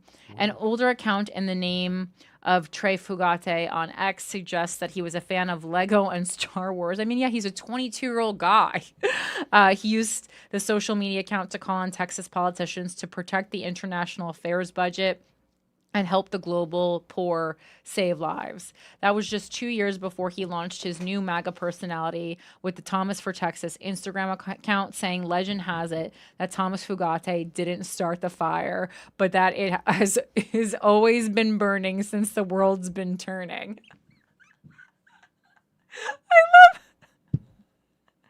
I love that he's quoting Billy Joel. He's an old soul, obviously. Let's see. Welcome to my new account for public service, community involvement, and politics. Recently, I don't know why I keep yawning. I'm sorry. I'm not even tired. Recently, things have got to the point where I felt like my main account has become too focused on politics, so I wanted to switch things up. I love when people with like no following announce what they're doing on social media. It's so funny to me. The plethora of selfies and portraits plastered across the social media accounts suggests that the Riley arched eyebrow Fugate chose for his LinkedIn profile. A photograph taken in front of the seal of the Department of Homeland Security was very much a knowing choice from a young man who seems to think he is destined for the top. Let him be destined for the top. He has it's not a good look. Well, so I'm curious to see what he does. I don't know. Like, these like kind of like cunty leftist articles about like, this guy has no experience, oh, sure, but he has no experience. Like why, and he's so young. It's like, okay, but then we're all obsessed with AOC. We're all obsessed with Zoran Mamdani, here in New York. So again, I think like, handling terrorism is a crossing a line where you really should have experience. You probably should speak multiple languages. You should probably, have military experience or something like that. But just like in general, not having experience and running for an elected official, I don't have a problem with. But yeah, like being the head of a specific department with a specialty feels like you should have a background in that area, and then it would be the elected official's job to delegate, the roles and everything. Okay. gun deregulation. So I discovered a new media source actually this week called The Reload. It's specifically for gun rights, which and not like in a weird way or like because so often, especially in left-leaning spaces, it's people who don't know anything about guns talking about guns, and I actually thought this guy's what is it? This guy's explanation for why he started The Reload actually makes sense. It said The Reload is a publication about gun politics in the United States, founded by Stephen Gutowski in 2021. The subscription-based website is intended as a response to what Gutowski characterizes as misinformation about firearms in the mainstream media. What? What are you laughing at? I just said under my breath, more like the lamestream media. Oh God. Because it's a reflex at this point. Oh God, this guy looks like my ex-boyfriend kind of. Okay. Anyway, so like with that little blurb, I'm like, okay, like I actually do kind of see what you're saying there. Like if we're gonna have guns, let's like talk about them correctly. And we know from the conversation about AR-15s that the left doesn't know what the fuck they're talking about. The amount of people who still think that AR stands for automatic rifle, and the amount of times that I've had to, assault rifle, because there's two. The people sometimes think it's automatic rifle, but they also sometimes think it's assault rifle. It's neither. It stands for Armalite, which is the company that developed it. And the amount of times that I've still had to correct liberals for saying that has exhausted me. Because again, like, especially for a group of people who is so fucking self-righteous, if you're going to be that self-righteous, your facts better be correct. So, and then on the actual reload.com, it says The Reload, it is an independent subscriber supported publication founded by award-winning journalist Stephen Gutowski. What awards? It is, I need to know the awards. We can all be giving out awards for anything. It is dedicated to accurately reporting the details and nuances of big gun stories. It sheds light on underreported aspects of gun ownership in America. It informs instead of misleads or enrages. It focuses on sober, serious reporting on as well as analysis of firearms policy and politics to accomplish those goals. No hot takes, no screaming, no manipulating, just reporting. The Reload aims to be the best place to find fair and discerning reporting on firearms and how they intersect with politics by applying rigorous journalistic standards and speaking to both experts and advocates from all sides of the gun debate. We hope to produce accurate and compelling reporting. We are credentialed by the House of Representatives Press Gallery and a member of the Society of Professional Journalists. And then they just, describe why they need you to become a member. But, again, this is my first article with them. I anytime I'm using a news source, I do have to kind of read who created them and why it was created and kind of what their goal is. And so I don't hate it so far. I hear you on the explanation. As a left-leaning person, I do not disagree. I see a lot of uneducated gun people having a lot of conversations about guns. So this is from The Reload. Senate moves to delist silencers, short barrel shotguns, and rifles from the NFA in budget bill. And just so you guys know, where I got to this is I came across, oh my God, sorry, this Zach Sage is interviewing Mayor Adams. You know what, Mike? Actually, this is like all these it seems like Mayor Adams is doing literally whatever. He's like gone completely rogue. He was like hanging out on the porch with Amber Rose and Sneeko the other day. And now Zach Sage, who's like a big pro-Israel influencer, but like doesn't have a crazy amount of followers. He has like 180,000 on Instagram. So he sat down with Eric Adams. So I bet if we keep asking Eric Adams that maybe we could get Eric Adams. So just food for thought. Anyway, what I was going to go look into was how I got to this gun thing. Because, again, throughout the week, I'm just filing things away in my Without a Country folder on Instagram. I'm filing things away on my email. Every town posted a graphic. I don't know if you can see this, but it's a lot of firearms disguised as other objects, like a cane gun, a pen gun, an umbrella gun. That was my favorite. It felt so British. A wallet gun, a knife gun. And so that's what got my attention. Every town is the gun safety movement that, will text you every now and then if you're subscribed. And the caption says, using this budget bill as a Trojan horse to gut foundational regulations on especially deadly weapons, some of which has been used in major mass shootings, is gun extremism in action. While millions of Americans' access to healthcare hangs in the balance, Senate Republicans are taking a sledgehammer to our nation's most fundamental firearms laws. We can't allow this to become law. Text silencers to 644-33 to call your senators and demand they stop this bill. So that's how I was first put onto it. Then I went online because I was like, I need more information. That's how I found the reload, just so you know my train of thought, how I'm going across everything here. The first draft of the Senate Finance Committee's budget reconciliation bill expands Republicans' efforts to partially repeal the National Firearms Act of 1934. The text of the bill, which Chairman Mike Crapo, Republican Idaho, released on Monday, includes a provision that would completely remove silencers as well as short barrel rifles and shotguns from the NFA. That would eliminate the $200 federal tax on those devices and the requirement that owners register them with the Bureau of Alcohol, Tobacco, Firearms, and Explosives. The bill would also remove an NFA category called any other weapon and excludes shotguns from the definition of still regulated destructive devices. House Republicans included a similar provision in their version of the budget bill, which the chamber passed late last month. The Senate's language pushes beyond where the House went, likely upping the cost of the reform, though perhaps not by much. House Republicans estimated that eliminating the silencer tax would cost $1.4 billion over the next 10 years.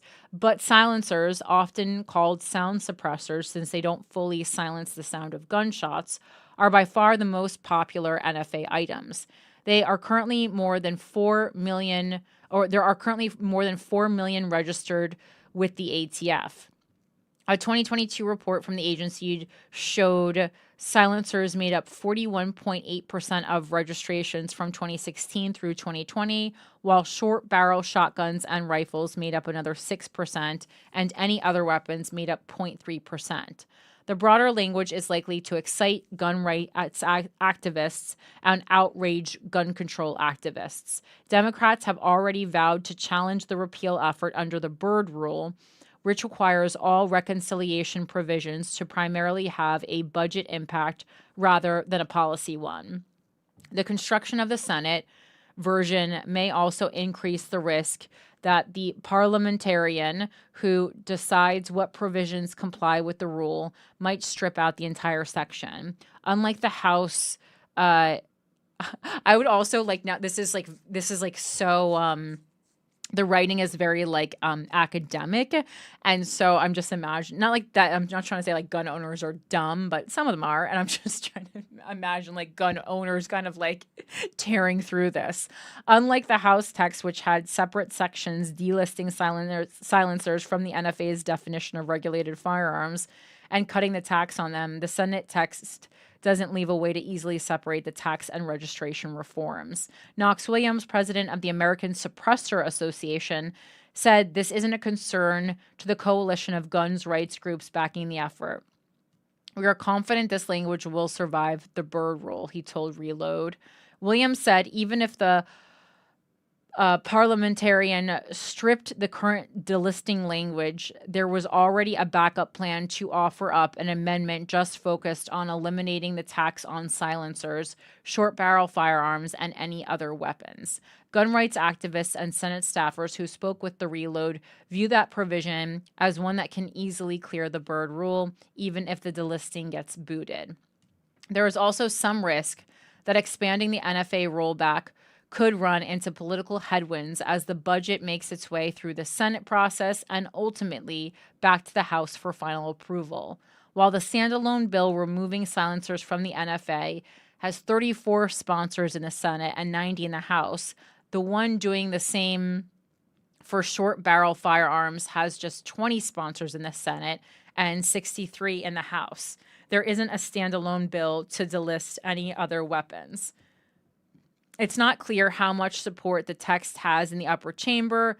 The Reload recently asked every Senate office about the NFA language passed by the House. None of the Democratic Senate offices voiced support for the measure, while a dozen Republican offices said they backed both the tax cut and delisting of silencers. I mean, this is just so heady. I'm going to skip ahead a little bit. Again, I just wanted to try this out. But reading this aloud, it just feels like the Reload needs some adjustments. Again, especially if your primary audience is gun owners. I just feel like this is not the level that they want to be reading about, law. If the text becomes law, it would shrink the number of firearms and devices subject to the NFA's purview. Only machine guns defined by the NFA as any firearm that shoots more than one round per actuation of the trigger, and destructive devices would remain under the tax and registration requirements. Destructive devices include most explosive, incendiary, or poison gas munitions such as bombs, grenades, rockets, or missiles. The bill wouldn't fully deregulate silencers or short barrel shotguns and rifles, though. Those devices would still be subject to the Gun Control Act of 1968. Anyone looking to buy them from a licensed gun dealer would still be required to pass a background check. So, I mean, it's just like, on top of the not having to register, it also is costly to us. Like we were, he's saying that silencers are, by far the most popular item.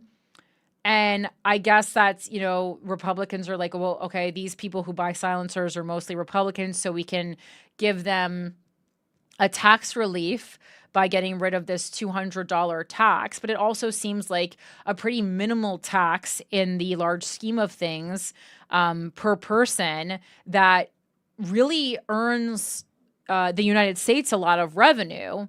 And so, like, if we're going to have guns exist, why not at the very least, be able to put that money towards, I don't know, something for the people of America. So now we're deregulating and losing $1.4 billion in the next 10 years. Like, that doesn't seem good. And again, like people complain about taxes all the time. And I guess I don't really know a lot of gun owners. I know some. I've just never really heard someone be like, this $200 silencer tax is really, getting me down. That's just not, out of all the taxes, it's like it's a one-time tax. It's not like cigarette tax or something where it's like an item that you're buying once a week or multiple times a week. I don't know. It just feels like a very not smart business move. All right, but that's that. Again, that was pretty heady for talk about guns. Very quickly, we can talk about Alex Padilla. That he was the interrupted Kristi Noem and then got dragged out. This is from Associated Press. Padilla says in Senate, it's time to wake up after forced removal from Noem's event. So this was, he was talking on Tuesday, and he encouraged Americans to peacefully protest against Donald Trump's administration and said it's time to wake up in his first extended remarks in the Senate since he was forcibly removed from Homeland Security Secretary Kristi Noem's press conference in Los Angeles last week as he tried to speak up about the immigration raids. He talked about it. He got very emotional. He said, I was pushed and pulled, struggled to remain my balance, and ended up flat on his chest on the floor. I was handcuffed and marched down a hallway, repeatedly asking, why am I being detained? and not once did anyone tell me why. He said he wondered in that moment if he was being arrested. He wasn't. And if he was, what the city and his family would think.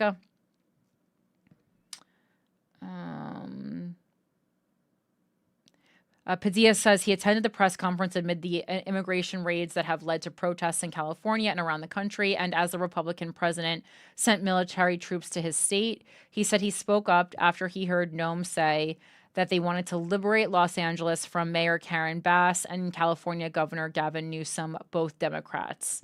Let that fundamentally un-American mission statement sink in, Padilla said. Padilla and his angry Democratic colleagues have framed the episode as intimidation by the Trump administration, especially as it came days after Democratic Representative LaMonica McIver was indicted on federal charges, which I got a text about today because for some reason they think I'm my mom. So I get like New Jersey text messages as well, alleging she assaulted and interfered with immigration officers outside a detention center in New Jersey, while Newark's Democratic mayor, Ross Baraka, was being arrested after he tried to join a congressional oversight visit at the facility. Padilla encouraged Americans to speak out. No one is coming to save us but us, Padilla said, and we know that the cameras are not in every corner of the country, but if this administration is this afraid of just one senator with a question, colleagues, imagine what the voices of tens of millions of Americans peacefully protesting can do.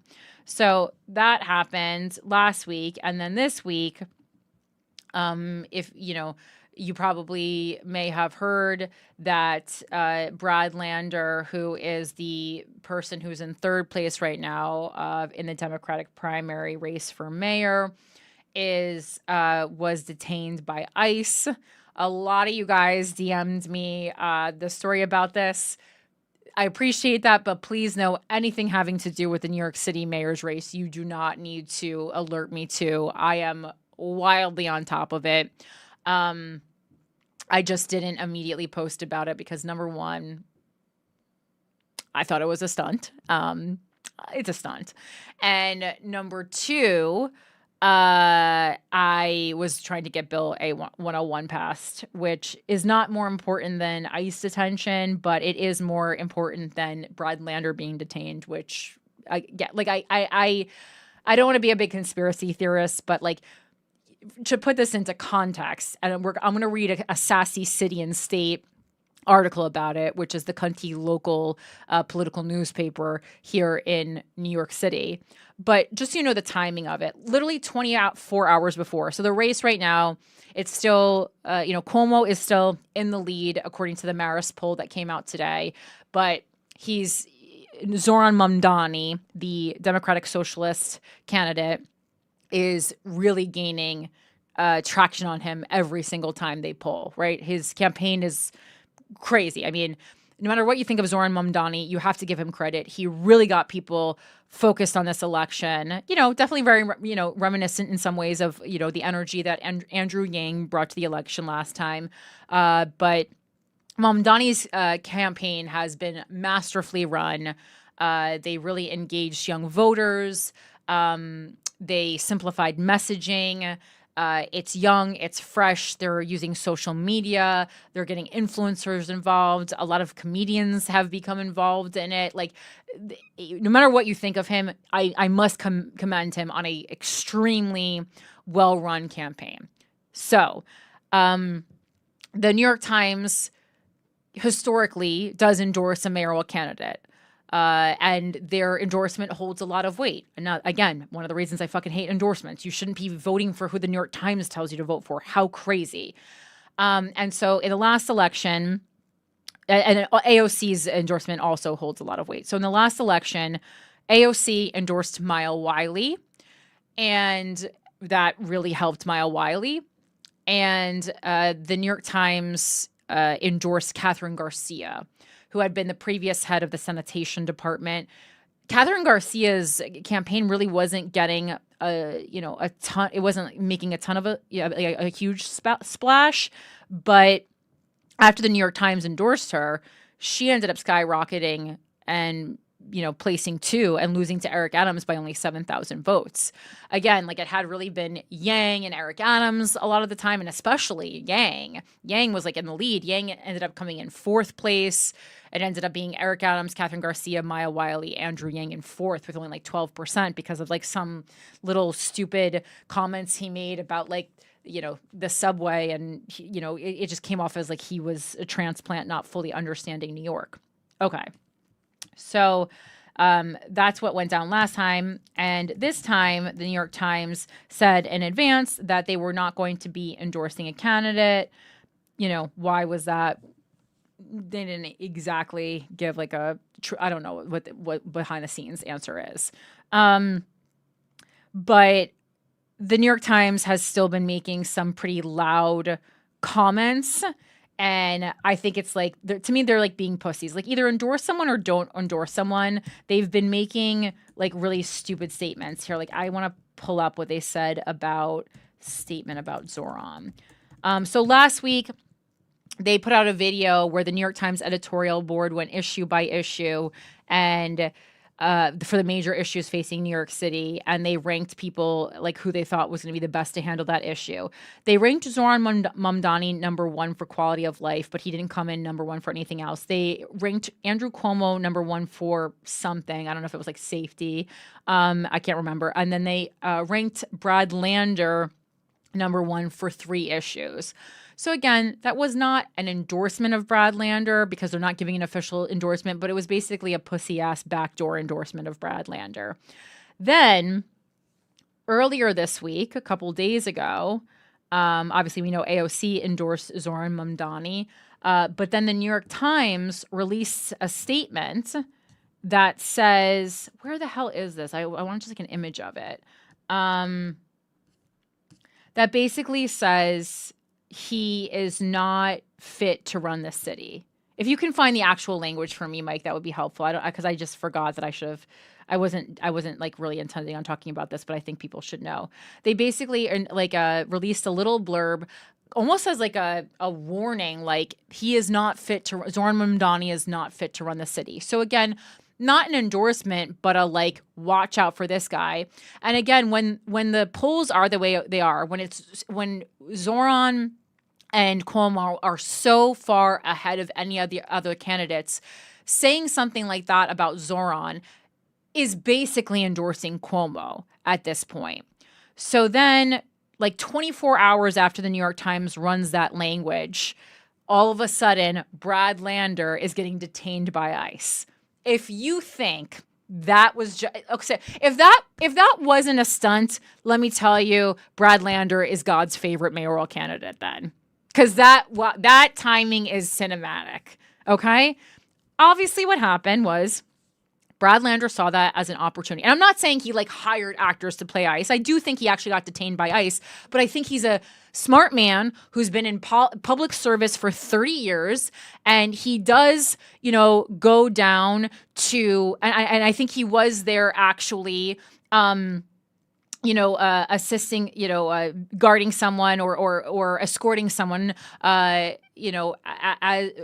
they were getting, escorting someone who is here undocumented. So he was actually doing that, and he has been known to do that. So none of that is false. But he, in my assessment, knows how to provoke these agents when doing the escorting in a way that will also get him detained. And of course he's going to do that, because when you're third in the polls, that's the kind of moves you got to make. One of the reasons I did not enjoy, one of the main things I didn't enjoy about the political process was all these ridiculous stunts. Reminded me a lot of when Zoran went and yelled in Tom Homan's face.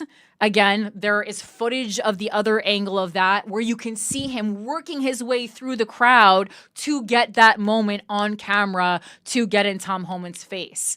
And again, it's not that these politicians don't believe in what they're doing. It's that they need to create a cinematic moment. And there is value in creating a cinematic moment. The woman who founded Run for Something was tweeting like, you know, she kind of tweeted something to the effect of like, number one, I don't think it was a political stunt. And number two, even if it was, like, so what? Like, we need more attention on ICE. We need politicians who are standing up for us. And like, I don't disagree, but just like call a spade a spade. And I think by doing things like that, even though it does call attention to the issue, it just continues to brew this distrust that the public already has with politicians. Politicians are the most hated people in America. Again, I told you I was watching Family Feud, and it was like we asked 100 people who is a person you hate the most, and the number fucking one answer above my ex was politician. So like, politicians as a brand have a problem. The politicians, period, hard stop, need a rebrand.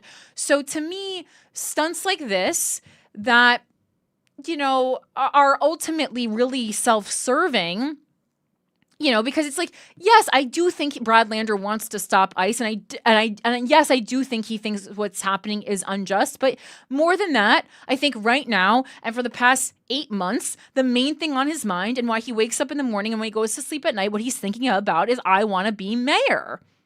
And maybe he is the most fit person for the job. And maybe he thinks that the reason it's so important to him that he wins is because he loves New York City and he thinks he's the person most fit for the job. I would even believe that much, you know? But there are just so many people who believe that all the moves that their party makes are genuine or real, and all the moves that the other party makes are fake. And so please just know, on the right and the left, stunts and fake shit is happening all the time. And we on the left can't just be like, oh no, all the moves that our people make are, you know, moves with integrity. I mean, fucking even Cory Booker, and I'm going to slap myself on the wrist for that. Cory Booker, you know, his, you know, performance that he did, and I'm calling it a performance because it seemed like a really cool thing at the time. And then, what's coming out? What book is coming out right now? Cory Booker, Stand. It's fucking it's being released November 2025. Cory Booker, Stand. In trying times are so. Do you not think this was completely planned? To sell this book, to position himself for, I don't know, a run for president? Like, stop. It was so much more than that. Stop. It was even more than that? Yeah, I mean, the filibuster got him out of the Tech Oversight Committee, which he is on for Congress, and those people were massive donors to him. Right. So by not showing up, he did not have to impose regulations on his biggest donors. Right. Okay. I knew there was something else. You want to talk about getting set up for a political run? Yeah. Having the deep pockets of Silicon Valley looking at you as a guy who stood up for 25 hours talking about nonsense to not have to regulate them, guarantee his war chest just grew exponentially. Right. Far above what the book is going to do for him personally. Yeah, and these are people that like we absolutely get wet over, for lack of a better phrase, on the left, Cory Booker. And I was so disappointed in this because I do like Cory Booker. You know, Cory Booker listens to Guys We Fucked, or did at least. And so like this bummed me out. But again, like, yes, the right is doing a lot of shitty stuff, or like if you're on the left, or, you know, and vice versa, however you stand. I'm just talking from my perspective because I'm on the left. But like, I don't want to, you know, start being like a left-wing conspiracy theorist, but I've seen too much now. I've seen how the sausage just gets made, and I can't unsee that. So unfortunately, you guys are all going to have to not unsee it with me. And these moves, I just think create distrust between the constituents and elected officials when that should be the priority.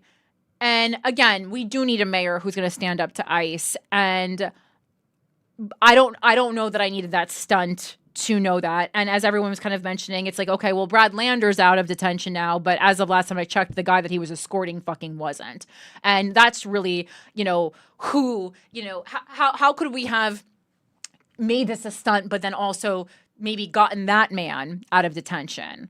You know, all we've been talking about is Brad Lander.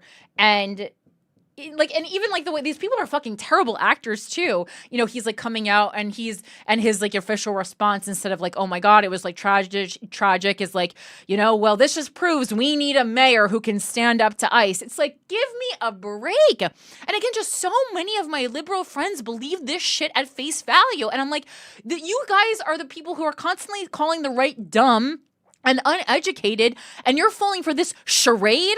I've seen better acting at a fucking Christmas play in church. Are you out of your minds? The minute I saw, that's why I didn't even address it on my social media until way later in the day, because I was really trying to get something actually done to help people, and this was such fucking black box performance art theater. Like, I'm sorry, is this a sketch at UC? Like, it made me so fucking pissed. So this is from City and State, Brad Lander's moment. For the first time for one, and again, they're so cunty. For the first time for one full day, the wonkish controller absolutely dominated mayoral race discourse. Struggling to break through as frontrunner in the New York City mayoral race, controller Brad Lander on Tuesday finally captured the attention of his competitors and the hotly contested attention of Democratic voters in the city. The thing that did it, being detained by ICE agents in immigration court. Lander wasn't the first New York City mayoral candidate to get arrested in a highly publicized way. Bill de Blasio was arrested in July 2013 advocating to save a Brooklyn hospital. In the summer of 2021, long-shot candidate Sean Donovan was arrested at a Black Lives Matter protest. Oh, I remember that. Eric Adams' top advisor, Frank Caroni, implied Lander was seeking attention disingenuously, tweeting, "Academy Award goes to." And I'm sorry, I agree with Frank Caroni. Of course, Eric Adams' top advisor is a gentleman named Frank Caroni. Of course. I bet I guess Frank, it could be Corone, but I think as an Italian, I would say Caroni. I bet Frank helps him get his reservation at Rayo's every Friday night for dinner with Bo Dietl. Oh my God. But Lander's detainment, which lasted several hours, and like, again, like, what bothers me about this is, like, not only is it fake, it's also kind of like it's like, oh, they got a white privilege detention. You know, people are really going through this right now. People are there for days. People are separated from their families. And like, and so you went in for a couple hours to gain what, a couple thousand extra votes. You're still not going to win. I don't know. And I mean, I'm not even against him winning. I mean, this actually made, I know this was supposed to make me like him more. This actually made me like him less. Again, his policy is so good, but I really can't stand the fucking guy. But Lander's detainment, which lasted several hours but resulted in no charges, was not a political stunt, he said. "I did not come today expecting to get arrested." Yeah, no, you came here hoping to get arrested. Lander told reporters after his release. It was like, stop.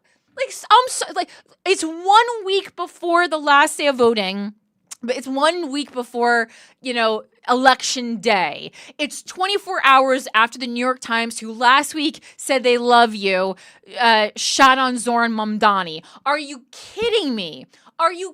Do you think we're all stupid? Do you think we're morons? And again, like, this should make you angry, because this is what they think of us. This is what elected officials think of us. They think we're fucking dumbasses. And honestly, if you believe that this is real, maybe you're getting what you deserve. Oh my God. This just, ugh. It was Lander's third time in recent weeks observing immigration court proceedings. Yeah, observing them to see how he could get himself arrested when the timing was right. And alongside other advocates trying to help escort immigrants out of their hearings to avoid being detained by U.S. Immigration and Customs Enforcement agents. And also, like, I know he is the current controller and he does have stuff to do. And I'm not saying that he didn't do his job the entire time he was campaigning for mayor. That being said, a week before the election, these people who are running for mayor are not doing anything else besides running for mayor. They wouldn't have taken time out of their day to be a fucking escort. He's doing it on fucking purpose. He's everything in the few months leading up to the election that any of these people do. If they are out in public, I don't care if you think that they don't know that they're being watched. What they're eating, who they're talking to, the transportation they're using, what they're wearing, it is all curated. And please do not think for a second that it's not. Let's see. It was Lander's third time in recent weeks observing immigration court proceedings and alongside other advocates trying to help escort immigrants out of their hearings to avoid being detained by U.S. Immigration and Customs enforcement agents who have begun positioning themselves in the hallways of immigration court in plain clothes and sometimes face masks to make arrests. In recent months, routine court visits have become terrifying ordeals for many immigrants trying to comply with court dates. Though Lander and also don't you think do you not think Brad Lander was pissed when Zoran Mamdani got all that press for getting in Tom Homan's face? And it was blasted everywhere.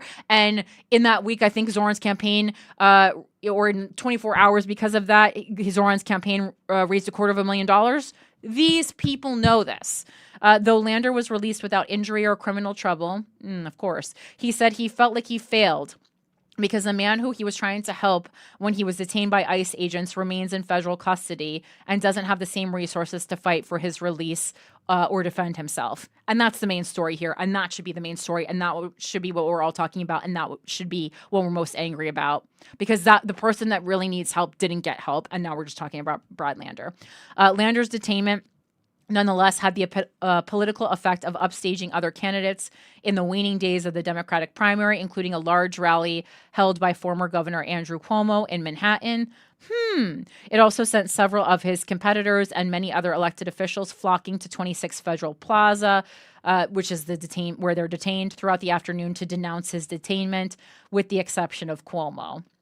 And so again, then all the other people running for mayor took it as an opportunity to go and do a little press conference and talk about how it's so awful. And, Zoran Mamdani was outside being like, this is so awful. We can't have this. Vote for me. Just... While several thousand union workers attended Cuomo's rally at Union Square Park, many cheering loudly as the former governor touted his commitment to building the best New York has ever been.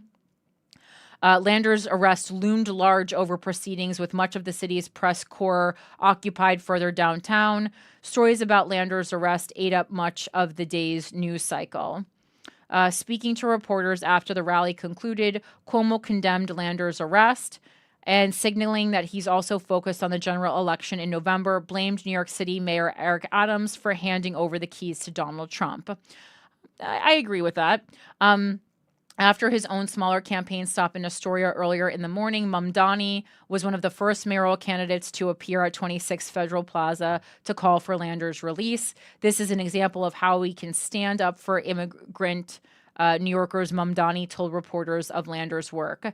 There's roughly a week to go until the June 24th primary, and tensions are high, as recent polling shows the crowded Democratic primary increasingly narrowing to a two-man contest between Cuomo and Mamdani. The other candidates are fighting to increase their standing. None of them have even gotten to 10%, though. It's likely Lander's arrest will benefit him in the race. Trump and his immigration agenda are highly unpopular in the city, but it's perhaps too late to have a consequential effect on who wins. Yeah, and as of the poll today, I think they said that 100,000 New Yorkers already voted in early voting.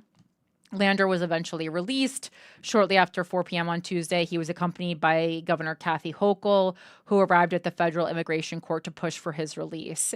And then they talked about the Marist poll that came out today or yesterday, in the past 24 hours, that I looked at already.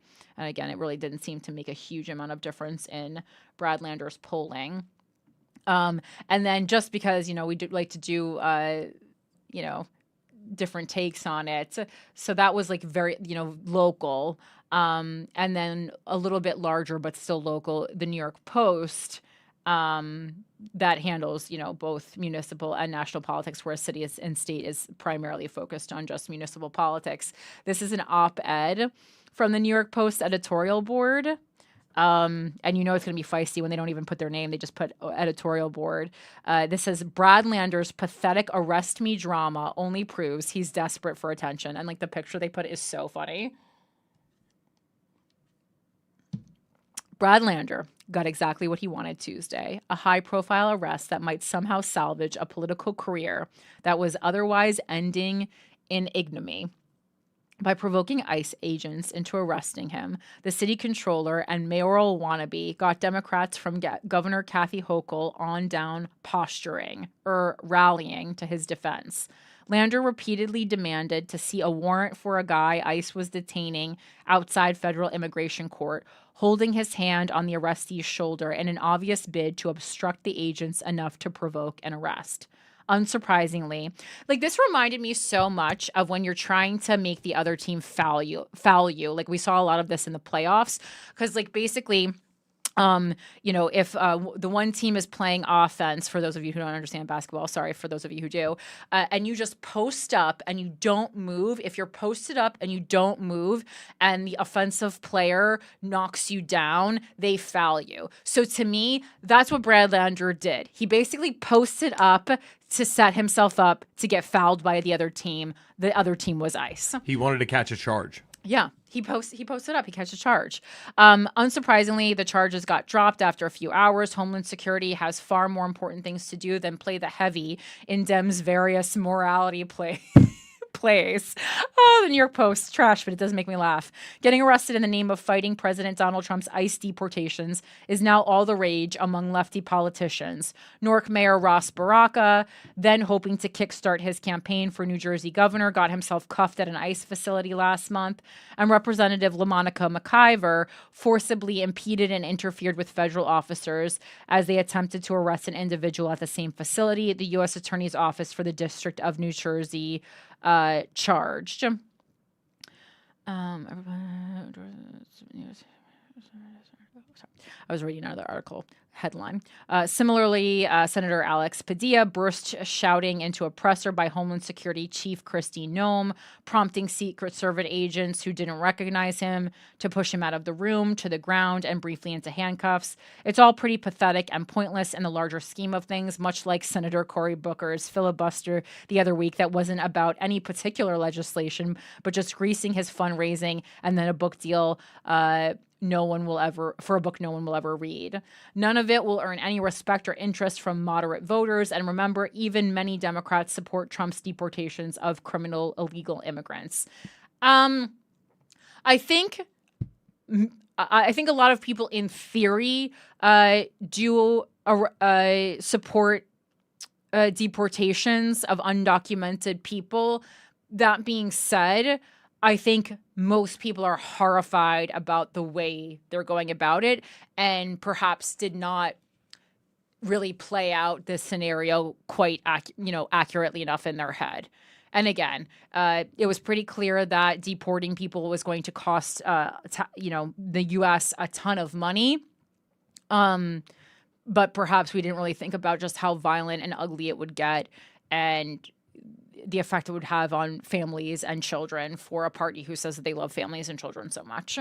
Anyway, Lander's stunt doesn't even help any asylum seekers except for the odd should-be deportee who got to skate while ICE was wasting time on Brad's political theater.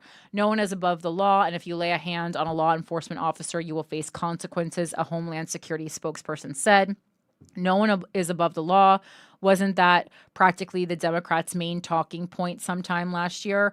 Of course, it didn't work because it was just a slogan, and they'll have no more luck with this latest round of empty sound and fury. All right, so again, that just made me laugh so much. I think we're about 2 hours, so I want to wrap this up. So much going on. Obviously, God, there's just so much shit this week. I do quickly wanted to point out that Adriana Smith, that saga has semi-ended. So basically, we talked about her. She was the brain dead woman that they were keeping on life support because she had a fucking, at the time, fetus in her belly. But the headline from the Washington Post, and I mean, if this doesn't just tell you what kind of times we're living in, I don't know what does. The headline is brain dead woman taken off life support after delivering baby, family says. Adriana Smith's family has said that doctors told them Georgia's strict abortion law required them to maintain life support for months until the baby was born. And so we don't really have to talk a lot about it, but yeah, she was taken off life support so she can finally rest in peace. And they did give, I don't want to say she gave birth because she didn't. This was against her choice. The baby was removed from her brain dead body. And they retrieved a boy weighing 1 pound and 13 ounces. So I hope this poor baby has an okay life. I hope, when you're born at 1 pound and 13 ounces, methinks you're going to have a lot of medical problems on top of the fucking emotional trauma you're going to have when you hear what your state did to your mother. So really disgusting behavior, and hopefully that family can get through this. I don't even know what to fucking say about that, but that's just to wrap that story up. And then the last thing I'll say is obviously we have to talk about Israel and Iran. So, and again, I so many people there were several people I know like in the entertainment business who were like currently in Israel, which I just think is crazy to me. That's like kind of like this like hyper confidence that we have in America, like nothing's ever going to happen to us. I still saw so many people visiting Israel over the past couple of months on social media, which unless you're like a fucking journalist, I thought was fucking crazy, because obviously something's going to happen to Israel. You can't just like be going about life as usual, brunching it up and whatever. Like something's going to happen, and something happened. This is from BBC.com. Israel, Iran. How did latest conflict start and where could it lead? Israel and Iran have continued to exchange strikes in their latest conflict, which began on Friday. There has been angry rhetoric from both sides, and U.S. President Donald Trump is now considering whether to join Israel's strike on Iran's nuclear sites. It started when Israel attacked nuclear and military sites in Iran, and then Iran retaliated with aerial attacks targeting Israel. Oh, and while we're on it, I think I also read something about possibly like Iran is going to do some kind of like a web-based information attack on the U.S. So we can look forward to that. That's more for business owners. That was in the business section. But we can, I'm sure it'll affect us all somehow. All right, it started when Israel attacked nuclear and military sites in Iran, and then Iran retaliated with aerial attacks targeting Israel. More than 220 people have been killed in Israeli strikes so far, according to Iran's health ministry, while Israel says Iranian attacks have killed 24 people. On Thursday, the 12th of June, the Israel... this is just going into a different story, I think. Why is this from June 12th? Because Friday, when did this start? Yeah, this was from 12 hours ago. This is it's like a messy layout. The 12th of June. All right. Israel's strikes have killed several top Iranian military figures, including Hossein Salami, commander of Iran's Islamic Revolutionary Guard Corps, and several... Isn't it Soleimani? No, it's Salami. I mean, that's salami. I don't know how to say it with an Iranian accent. Soleimani is the guy that they got. This word is salami that I'm looking at. I know. Right now. Saying there was a very famous Iranian general, Soleimani, who was killed by Trump. Yeah. Commander of Iran's Islamic Revolutionary Guard Corps, and several nuclear scientists, including Faridun Abbasi, former head of Iran's Atomic Energy Organization. Iran said civilians, including children, were also among those killed. The IDF said it launched several waves of attack on Iranian drone and missile sites and intercepted a barrage of missiles aimed at Tel Aviv and northern Israel.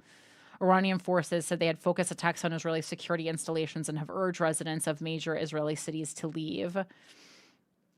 In Tehran, a news presenter for Iran's state broadcaster fled the studio mid-broadcast when the building was struck. Iranian media said 3 staff members were killed. The Israeli military declared on Tuesday that it had achieved full air superiority over Tehran and had destroyed a third of Iran's missile launchers. It came after Iranian missiles struck 4 different areas in the northern and central Israel, killing at least 8 civilians, according to the military. Iran's health ministry said at least 224 people had been killed since Friday. Israel has reported 24 deaths in the same period. They were in Tel Aviv, Haifa, Tamra, Rishon LeZion, and Bat Yam, where a 12-story block of flats was hit. The U.S. considers its next move. President Trump is considering joining Israel's campaign to target Iranian nuclear sites. Trump and Netanyahu spoke on the phone on Tuesday following a meeting of the U.S. National Security Council. The U.S. president had earlier taken to social media to call for Iran's unconditional surrender and said the U.S. knew where Iran's supreme leader, Ayatollah Ali Khamenei, was located, but would not kill him for now, in quotes. This followed reports on Sunday that Trump had rejected a plan by Israel to kill Iran's leader. For his part, Khamenei warned Trump of irreparable harm if the U.S. military intervened in the conflict, which is like, yeah, let's stay out of it. Boarding Air Force One on Monday after leaving the G7 summit early, Trump told reporters that he was not flying back to Washington to broker a ceasefire. He wanted something better than a ceasefire, a real end, he said, which might include a complete give up. Good.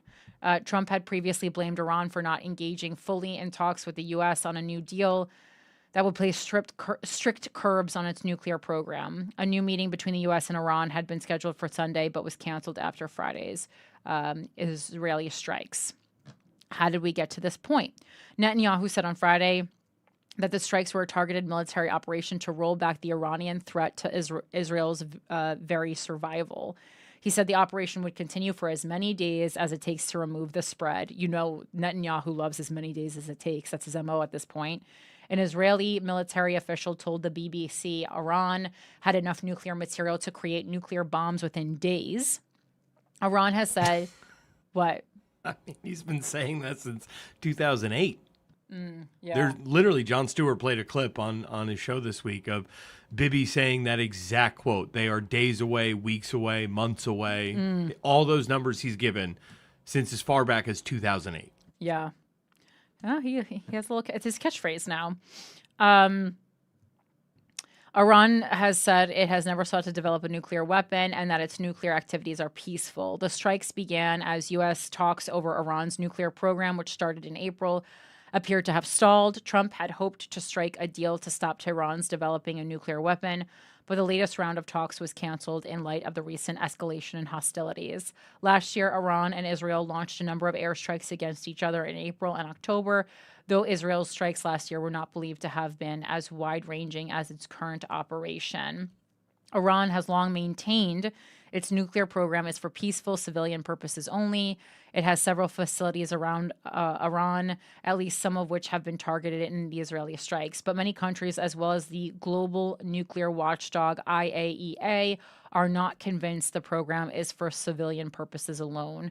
Earlier in June, the watchdog's board of governors formally declared Iran in breach of its non-proliferation obligations for the first time in 20 years. It cited Iran's many failures to provide full answers about undeclared nuclear material and its stockpile of enriched uranium.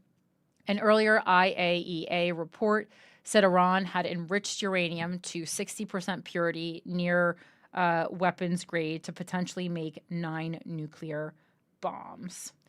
And then... Oh, yeah. And then I did pair it with the piece that just from the New York Post. It was just saying U.S. businesses warned to brace for Iranian cyber attacks as war with Israel escalates. 2 leading U.S. cybersecurity organizations. And, again, we talked a lot about cybersecurity, after that Ronan Farrow documentary, are urging American businesses to brace for a potential wave of cyber attacks from Iran as the country is engaged in escalating hostilities with Israel. The Information Technology, Information Sharing and Analysis Center and the Food and Agriculture Information Sharing and Analysis Center issued a joint statement last week warning that the conflict could trigger a surge in cyber activity from Iranian-linked actors targeting American companies. And it called on businesses across all sectors, especially those in critical infrastructure, to take immediate steps to proactively assess their cyber preparedness. And again, just this could pair with what Anonymous was saying, maybe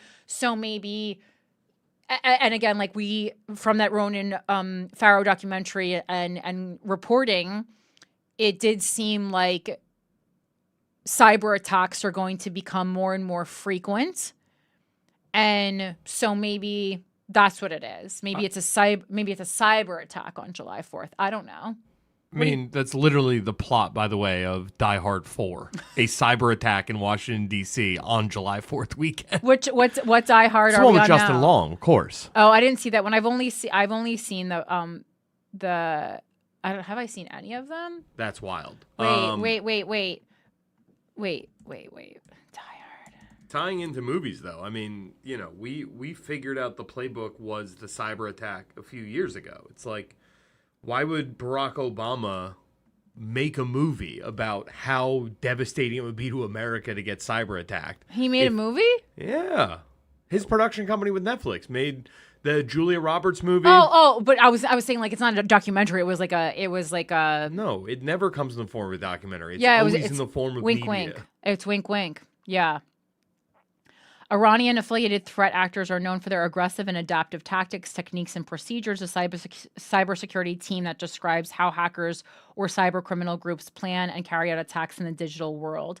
The two cybersecurity groups emphasize the importance of raising internal awareness, boosting monitoring for suspicious behavior, and training employees to report phishing emails and malicious links. Yeah, so I'm honestly, like, if you work in finance or anything like that, definitely like, ask the head of your company, like, is there a procedure for this? Preparedness is critical to resilience, the organization wrote. Now is the time for companies to become familiar with Iranian-affiliated threat actors and their TTPs, assess their own cybersecurity posture, strengthen their defense, begin heightened monitoring for suspicious activity, and remind employees to report suspicious emails and links.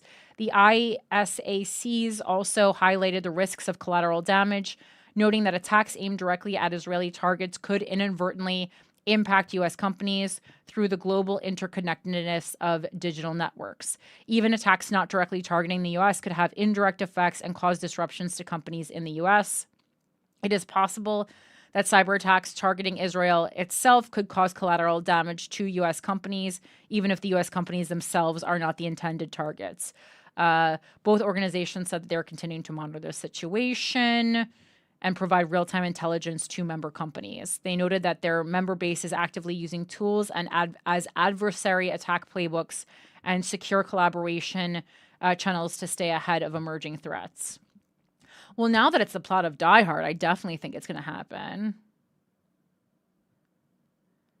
Wow. Okay. And this just goes into Donald Trump. And kind of sing out of that. All right, so that's our show for today. I think that was enough for today. We got a lot of information in there. Definitely not a shining week in U.S. history, I would say. Not a shining week in New York history. Actually, it was a shining week in Texas history. So thank you for passing the voluntary intoxication exclusion loophole, for closing that up. Appreciate that. The Summer Willis bill. But anyway, if you want to email me anything, especially like when for municipal politics, like regarding your local elected officials, that's what I'm really that's what really gets me going these days. Send it to withoutacountrypodcast@gmail.com. And and just, stay safe, stay aware, use your noggin, critically think, make decisions for yourself. You can decide who you want to vote for on your own. You're a big girl. You're a big boy. And Mike, is there anything that you want to promote? Tomorrow night, Anxiety Attack, New York Comedy Club, Justin Silver, Mike Figgs is hosting, Big J Okerson, Osama Siddiqui, Adrian Appalucci, and Danny Polishchuk. That's a great show. Danny Polishchuk, we've had many times on Without a Country. Really great show. And for me, just make sure to follow me on Instagram at philanthropygal and subscribe to the Without a Country YouTube channel. And again, if you are still, having trouble deciding on who you're voting for in the New York City mayoral primary, I do have 2 live watch-alongs I did on YouTube of both debates. And I'm giving you insider information on all the candidates and all the policies. policies. So I really do hope those are valuable voting tools for you. Again, I'll give you the tools. I'll never give you the answers. And as always, you can write me in. Again, Corinne Fisher, CORINNEFISHER. Please don't only write me in. Please rank all 5, candidates. It's very important. But if you don't feel, I'm a great choice to fill in if you need someone else to fill in for one of your 5 lines and you don't feel confident about the other candidates. Because again, I'm not taking votes away from any other people. It's really between Zoran and Andrew Cuomo. You probably, if you're doing strategic, you probably should have Brad Lander in there too. Maybe an Adrian Adams. Everyone else, you're just wasting your. I don't want to say you're wasting your vote. Anyone else has no chance of winning. You're never wasting your vote. And I do think that you should be voting for who you genuinely think should be the mayor. Can I make my endorsement? Sure. Michael Blake. Vote Michael Blake. I'm definitely going to be ranking Michael Blake. Rank him. I'm definitely going to be ranking Michael Blake, but he's polling at 2%. I think he's pulled ahead of Jessica Ramos though. It's about time. Yeah. So she's at 1% or less than 1%. And I think Michael Blake pulled up to 2%, and good for him. I think he's great. I think he hopefully he gets some kind of a role in the administration. Well, I mean, not if it's Cuomo's, but I do like him. Anyway, that's our show for today. Thank you so much for being a part of it. I appreciate you. If you want to join the Patreon, it's patreon.com/withoutacountry. And critically think, encourage others to critically think. Politics should not feel like a cult ever. It should feel like the people getting what they need in society. Have a good day. Bye.